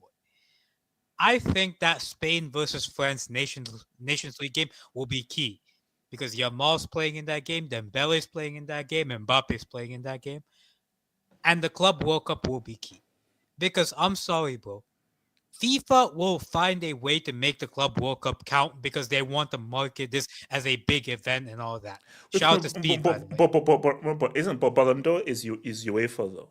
FIFA is FIFA the best.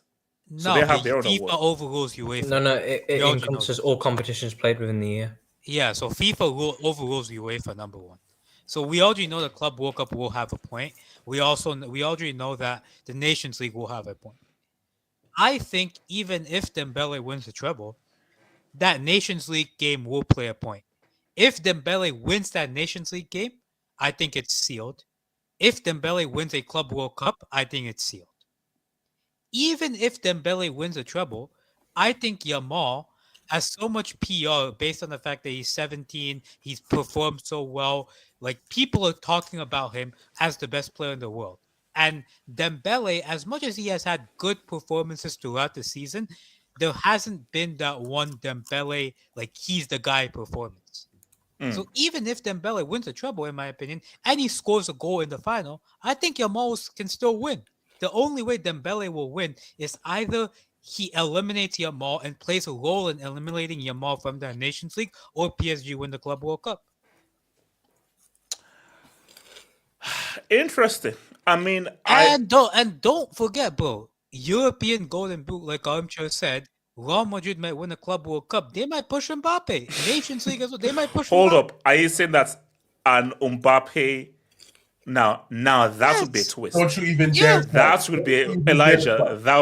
Elijah. Then my Mbappe FC is background. If Mbappe wins the Club World Cup, Golden Shoe. No, then there might be a campaign, especially if Real Madrid start this upcoming season well. That campaign will be in full effect. And also, Mbappe can't get cooked by Yamal again, bro. So he's already been cooked in Euros and things. He can't get cooked now, bro. Kenny, is your mic okay there, Kenny? Is this Kenny here? I don't think Kenny's here. Chronicle, is your mic okay there, Chronicle? Yeah, man. What's up? Chronicle, I need a very simple answer to this question, Chronicle. It's a very simple question. Are we winning on Sunday, yes or no? Yes. I hope. It's pure hope, but yes, I'd like to think so. We can get over the line. It's similar. The waiting of this game is almost like, I mean, I wasn't really born when it happened, but do you know the 2003 versus Liverpool last game of the season to get Champions League football? It's a huge. It's a lot more than that. It's like it reflects on the status of the club, the direction it's going. Like it weighs a lot more than just playing in Champions League football. Like we miss it a lot. Can't even get a shirt sponsor. It's just it's a mess. No, like it's because you know it's like put it this way: if we don't get the Champions League, that Conference League final will feel very weird, bro. Yeah, I feel really weird. Like I'll just go into that game not even scared or excited or whatever, because I just, no matter what, you're not going to get Champions League. So, yeah, man. I'd like to say we will win though. Hopefully we turn up. Hopefully. So okay, so basically, if we draw, United have to beat Villa. Or Villa can draw. So if we draw, Villa have to match what we do. HH. Villa are beating Man United. It's 3 points. Hey, look. Literally. Yeah, Jace, I've seen miracles happening in football, bro. Wait, Hey, HH. Jay, I think we need to Did you not see the news today?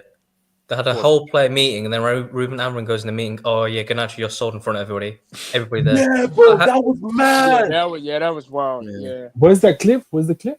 It's not a clip. It's not a clip. It's the what you call it? Everyone. It's the actual news. They told Garnacho that he's gone, like he's done. Yeah, apparently Amorim spoke to him and was like, "Get out." No, he didn't speak to him. He spoke to everyone there and said, "Yeah, Garnacho, you're gone." Chelsea, here we go. That's wild. And he said it's not just him, but it's like anybody who's free to find a new club, go do so. We'll go Chelsea. Yeah. Bro, because of the but hold on. If you think about it, this should have happened a long time ago with Man United. If we're being real, Okay, so if Forest and Chelsea draw, Chelsea will get Europa League then. If they don't, Chelsea. So basically, conference, we'll get it. Jace West, all we need is a point, bro. Just get a point from Villa. That's also what it is. Jace West, come on, you can get it, bro. Come on, bro. No, this is the same team that gave Tottenham a trophy in 17 years. I'll say again, 17th place Tottenham. Wait, are Villa at the crib in a season? Come on, bro. Come on. You can't lose at the Trafford, man. Come on, bro. United are rubbish. HH, go down the list. I'll tell you what teams have won at Old Trafford. So hold up. So we can. Okay. Oh no. So basically, if we lose, Villa have to lose. Yeah. Yeah, no, I think we don't get it if we lose anyway, because we need Newcastle. Forest are beating you, HH. Forest are beating you comfortably, because if we lose, Forest go above us, so we also need Newcastle to lose as well by like 3 goals. That's not happening. Hold on. Yeah, so we need Newcastle to lose. Yeah, if we lose, Newcastle have to lose 3-0. Oh no, they have to lose. Oh lord. But wait, HH, I got no, okay, that's not.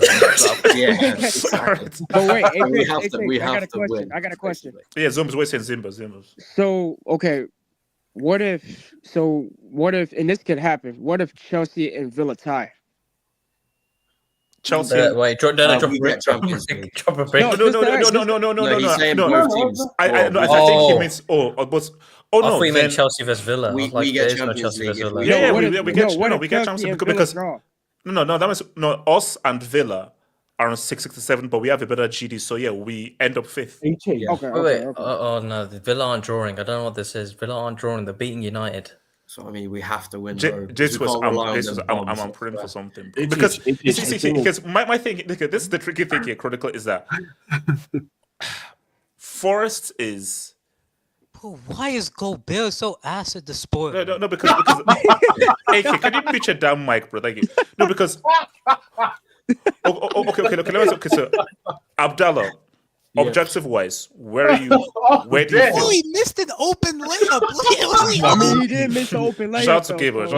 So Abdallah, what's prediction? Chelsea first. What's your prediction? I can't lie. You're losing. Your attack is arse. Here's the thing. Are you saying this?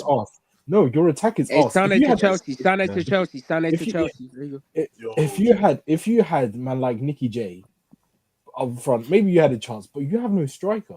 You have no striker, literally.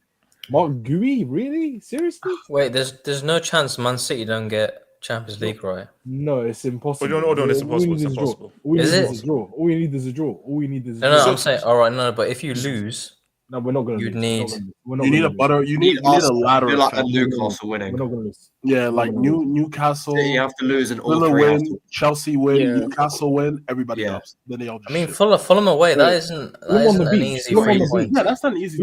Fulham away. No, but all they need is a draw. Basically, they'll have to lose. and then Newcastle win. Fulham have nothing to play for. No, Chelsea win. Newcastle needs to win by at least 4 goals. At least. Yeah, but Villa, look how far behind Villa are on goal difference to City. Yeah. As well. If they draw, then they've definitely got it. Yeah. Or City pretty much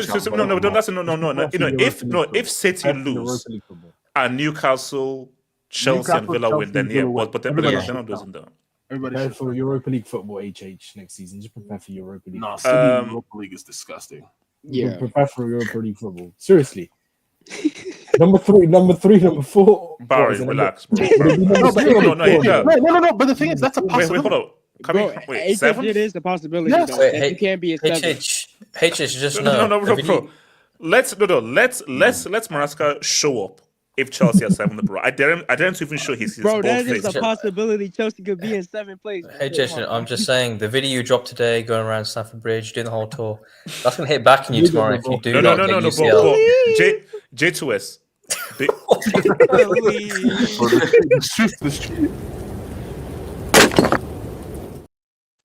need to stop jinxing this, man. No. But see, Chronicle though, before the 2021 final, I did the exact same thing. Okay. I did the exact same So thing. are you doing the exact same thing for conference? No, I did not. Hey, no. Hey, yo, Elijah, hold on. HH is the one who literally said that he's gonna do the conference league. Come on now. No. Look, see. All I'm saying though is, you know what it is? All we need to do is just win. If we win, we don't have to worry about any other thing. It's in our hands. If Chelsea lose and then lose the conference and go back. Oh my God! What a stream! What a stream! What a stream! I mean, we don't even get a stream, but we don't even get a stream. Oh wait, we won't. Does Betis have a bird in their badge? Hey, no. Hey, yo, Elijah, hold on. I got like 20 receipts of HH, bro. I got like 20 receipts of HH if that happens. Wait, zombies. What is your picture? I'm not. Wait, can I speak on that? Okay, whoa. Zombies, that's great. AK, zombies, you have 5 seconds. Why did you pull out? No, because I wasn't sure what it was. What's it called? AK, wait a second, AK. Yeah, so first of all, I have a question. When are we having this NBA playoff hangout? I have a lot to say on Oh, no. See, with the season closing now, I'll create time. I'll create time. Are we doing a Mission Impossible? Yes. Okay. I'll get it. On this race for top 5. Shout out to cusp. Okay, hold on. AK is the race for the Champions League, not for top 5. Which is top 5. No, it's not. No, just call it race for the Champions League. Sky Sports is official, you know. AK, I don't care about Brit Sports. It's the race for the Champions League. So continue. It's the race for the Champions League. In the race for the Champions League positions, top 5. So shout out top 5. But here's the thing. So it goes like if Nottingham Forest beat Chelsea, you're out basically. Yes. Yeah. Okay. Yeah. Hey, zoom into my AVI. Oh, and good luck with having a post-match day. But continue. No. AK, we're trying to go for the win. I understand. Here's the thing, HH. I need one. I'm gonna be outright honest with you. I need one of 2 things to happen tomorrow. Either Pep gets knocked out of the UCL places, or Chelsea gets knocked out of the UCL places. Wait, Chronicle, please tell me this is not. I think it's true. I can't remember. Oh no, it's true. Is it not like one win and one? Wait. Can we check like the bottom few seeds because you haven't beat United away, you haven't beat Ipswich away, you haven't beat City away. Yeah, you have not. Yeah. Wait, this is what we someone else go. I'm just gonna pull up Chelsea's away record. Yeah, I'd like to speak on this. All we have to do is beat them once. Elijah. HH. You know this league is so unserious when we have a top 5 race. And HH, pull up my AVI.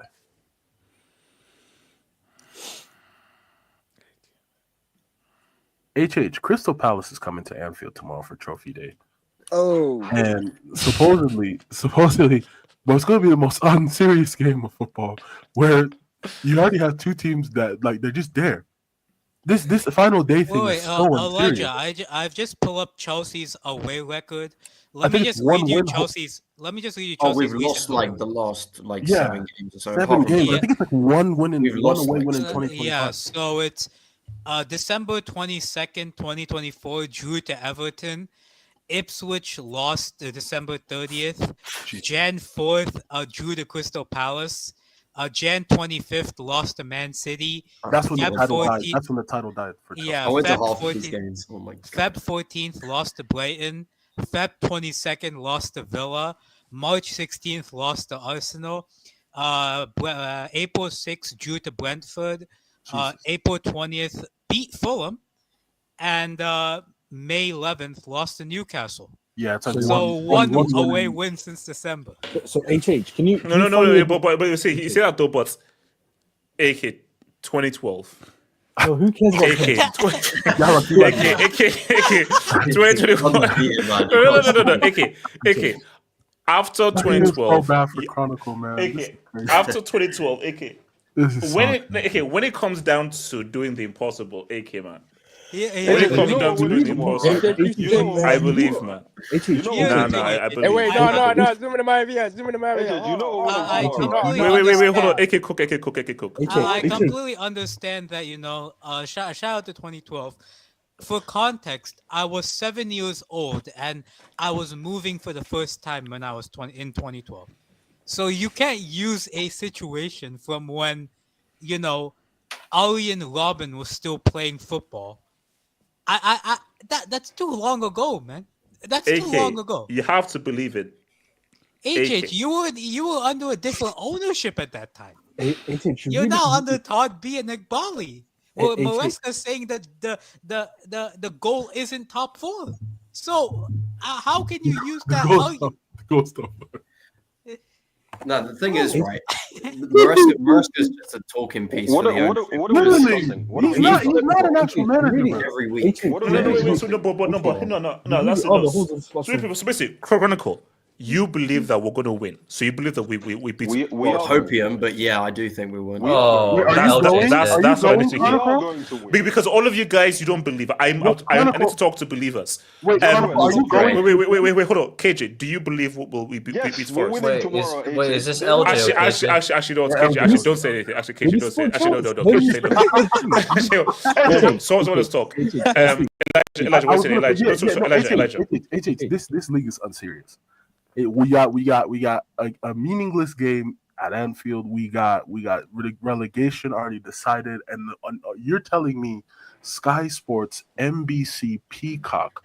Well, NBC is going to be at Anfield, actually. Sorry, but Peacock, Sky Sports, Canal Plus, all those big broadcasters are going to be focusing on the race. That Canal Plus pronunciation was crazy. Wait, Elijah, you're going to see that graphic where the different. Whoever's winning, they'll switch places in the table. They're going to switch screens. Go from stadium to stadium. We have a goal. We have a goal at St. James. We have a goal at St. James. Wait, hold on. So are Peacock going to have the whole thing with all of the... Yeah, multi-stream. Yeah, so all the top 5 teams. I have multi-stream. Bro, Peacock, man. Yeah. Actually, you know what? I'm actually not sure that I actually want to view that stream. Maybe I just want to I think I'd rather just focus on the Chelsea game. Are you streaming on Twitter? Elijah, are Peacock showing Ipswich versus West Ham? Reckon the super chats. That is actually no. So from what I saw on the Peacock schedule, so what they do is Championship Sunday. That's what it's called. Everywhere. So if for example, like the last few years where it was actual title races, they did multi-stream for both of those, where it was NBC and USA or CNBC.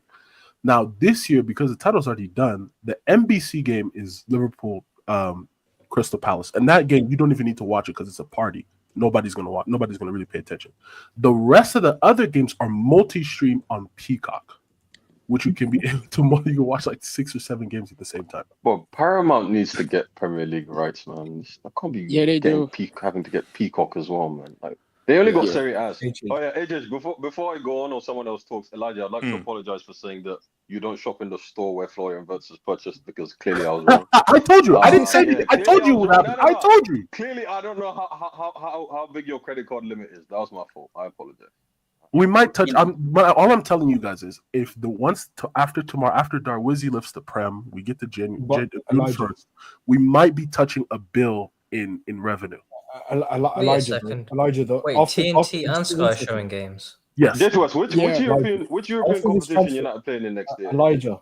Yeah. Elijah. Wait, hold on. Abdullah. Elijah, after winning this 20th league title and getting a man like Flo and all these other ballers, you can never ever run the gimmick of being an underdog ever again. Ever again. You can never run No. Continue. Now the thing is What the fuck you talking about? You see, the thing is, I predicted Arsenal to win the league, right? Back in August. Okay. Now at this point, I'm not even gonna say anything anymore. I just want to just see what happens. Because if Arne Slot goes back to back and we sit here in 2026, some people may have to go into hiding. You know that HH receipt is gonna cook. Yeah. I need to speak on Chelsea as well. I need to speak on. Wait, you haven't lifted the trophy yet? No, we're lifting it tomorrow. I'm gonna be so unbearable, bro. I'm gonna cook every Twitter hater. No. Every Arsenal big and X. Wait, shout out to so. Wait, hold on. The streets believes. No, guys, the streets believes. The streets believes. Streets, no, streets, man. Thank you. No. Streets. So I give right. The streets learn from you. Reverse jinx. This season. Wait. Hold on, Abdullah. This season, not only have you been the you're normally the Halls and Sluts of West London, correct? But you've been the Halls and Sluts of No, guys. I want someone on the street to say, how many times has Abdallah said whores and slots of West London like in a given year? I swear it must be over 500, bro. You know, I'm making it actually that'd be great. I'm making it that's a t-shirt. But that'd be wild. They'll put that t-shirt in the Chelsea Super Store. Not only are you the Halls and Sluts of West London, but you're the Halls and Sluts of London and the top 6. You're the Halls and Sluts of the top 6. Okay. Let me ask this. What do you think Abdullah has said more on these streams? Halls and Slots of West London or EDL tax? I have another one. You said another one more. Salford, Stratford, or something. Well, I don't even know. It's like Salford, Stratford. My thing is that even before he says anything, he just rattles off like his phrases like EDL tax transfer. He says in back shots a lot too. Oh no, that's his favorite phrase. He just won 3 in a row. No, he just says them all. It goes in back and Lele, the most overrated Brazilian of all time. Oh yeah, Lele. Yeah. I say little munchkin. Because I'm trying to keep it PG. I would say little manhole, but yeah. Okay. Whoa! He's got you doing volatile. So no, guys. But I'll be real with you guys. Guys, I missed the Champions League, man. Hold on. No. When I went to the bridge and I saw that UCL thing ×2, I was like, "Do you see Astrid? Nah. I mean, miss look, UCL, man. Man, I've been to the bridge and I've seen that UCL. It's not really all that. No. Wait. Hold up, Elijah. Lie to me. When I took you there, you cried. You cried. There was a tear in your eye. I went. There was a tear in your eye, and then people were like, "Oh, bro, why is he crying?" HH can see fake tears. No. I was impressed. I was like, "Oh, wow, you know." No. Elijah, there was a tear in your eye. You cried when you saw that trophy. I went to Anfield's trophy room the night before Klopp's last game. I walked in there and I saw 6 of them. I was like, "Nah, this is what it's all about."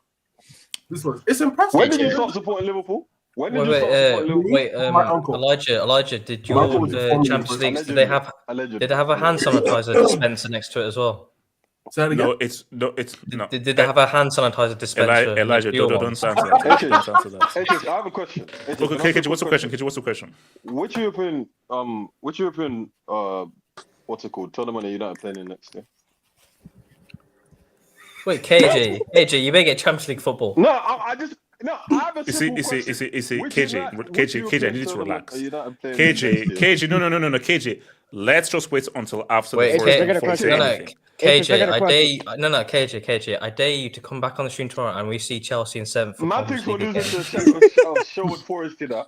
KJ. The show for us. Don't piss me off right now, bro. KJ, no, KJ, KJ, I'm gonna need you to just keep quiet. KJ, no, KJ, no, KJ, I'm actually KJ. I'm being serious. I have a question for KJ. I have a question for KJ. No, you don't. No, you don't. No, you don't. No, KJ is answering no more questions. KJ is answering them. I'll put him in the green room. So who else needs to talk here? So critical. Who's it? Anyone? I don't know. I'm just. I'm looking around in my room. I've got a little collection of Champions League ticket games that I went to, and man, it hurts. It hurts a lot that we haven't been there. I don't do that stuff. I'm a virgin, man. Relax. What?